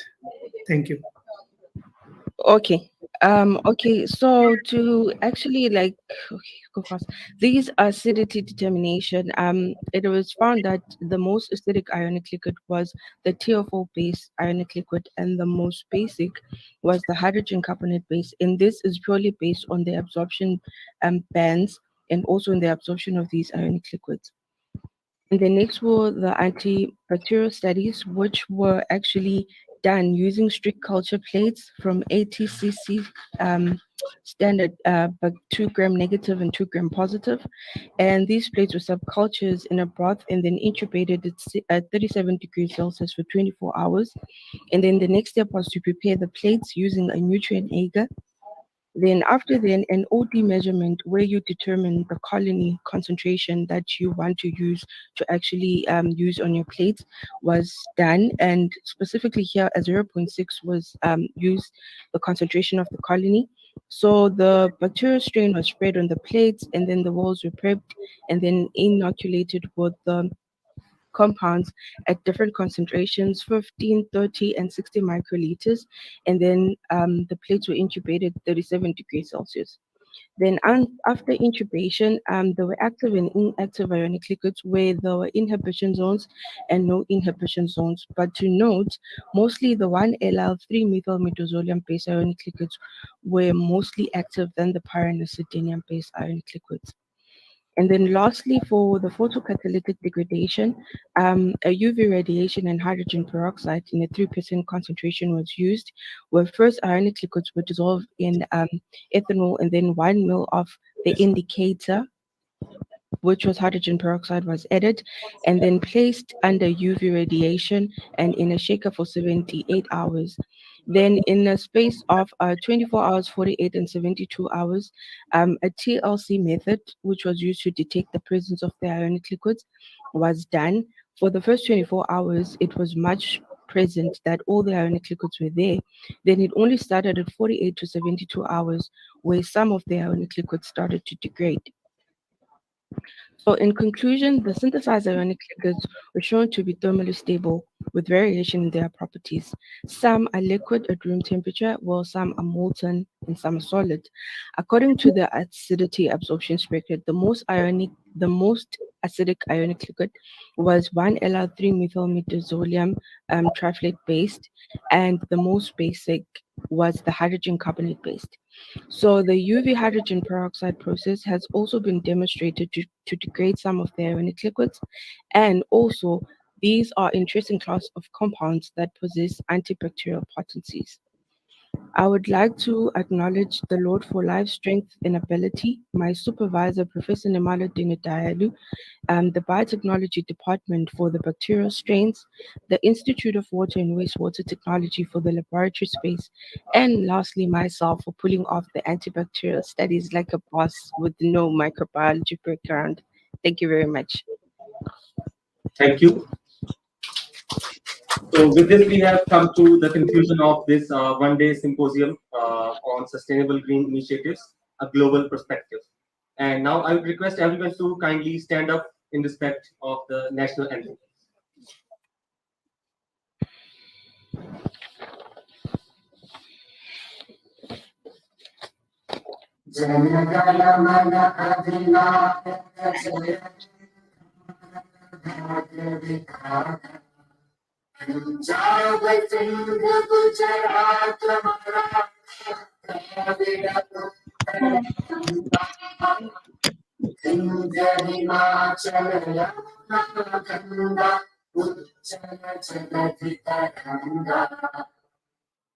शुभ नामे जागे तब शुभ आशीष मांगे गाहे तब जय गाथा जय जन मंगलदायक जय भारत भाग्य विधाता जय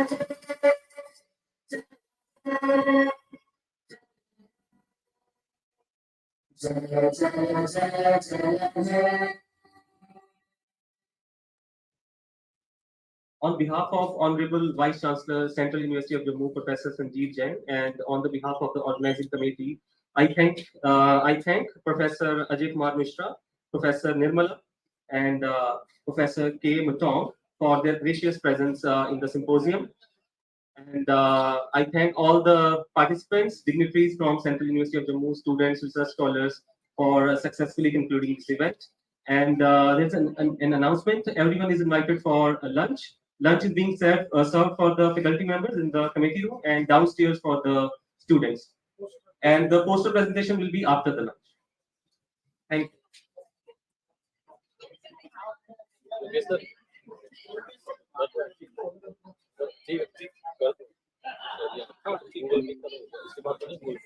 नहीं खत्म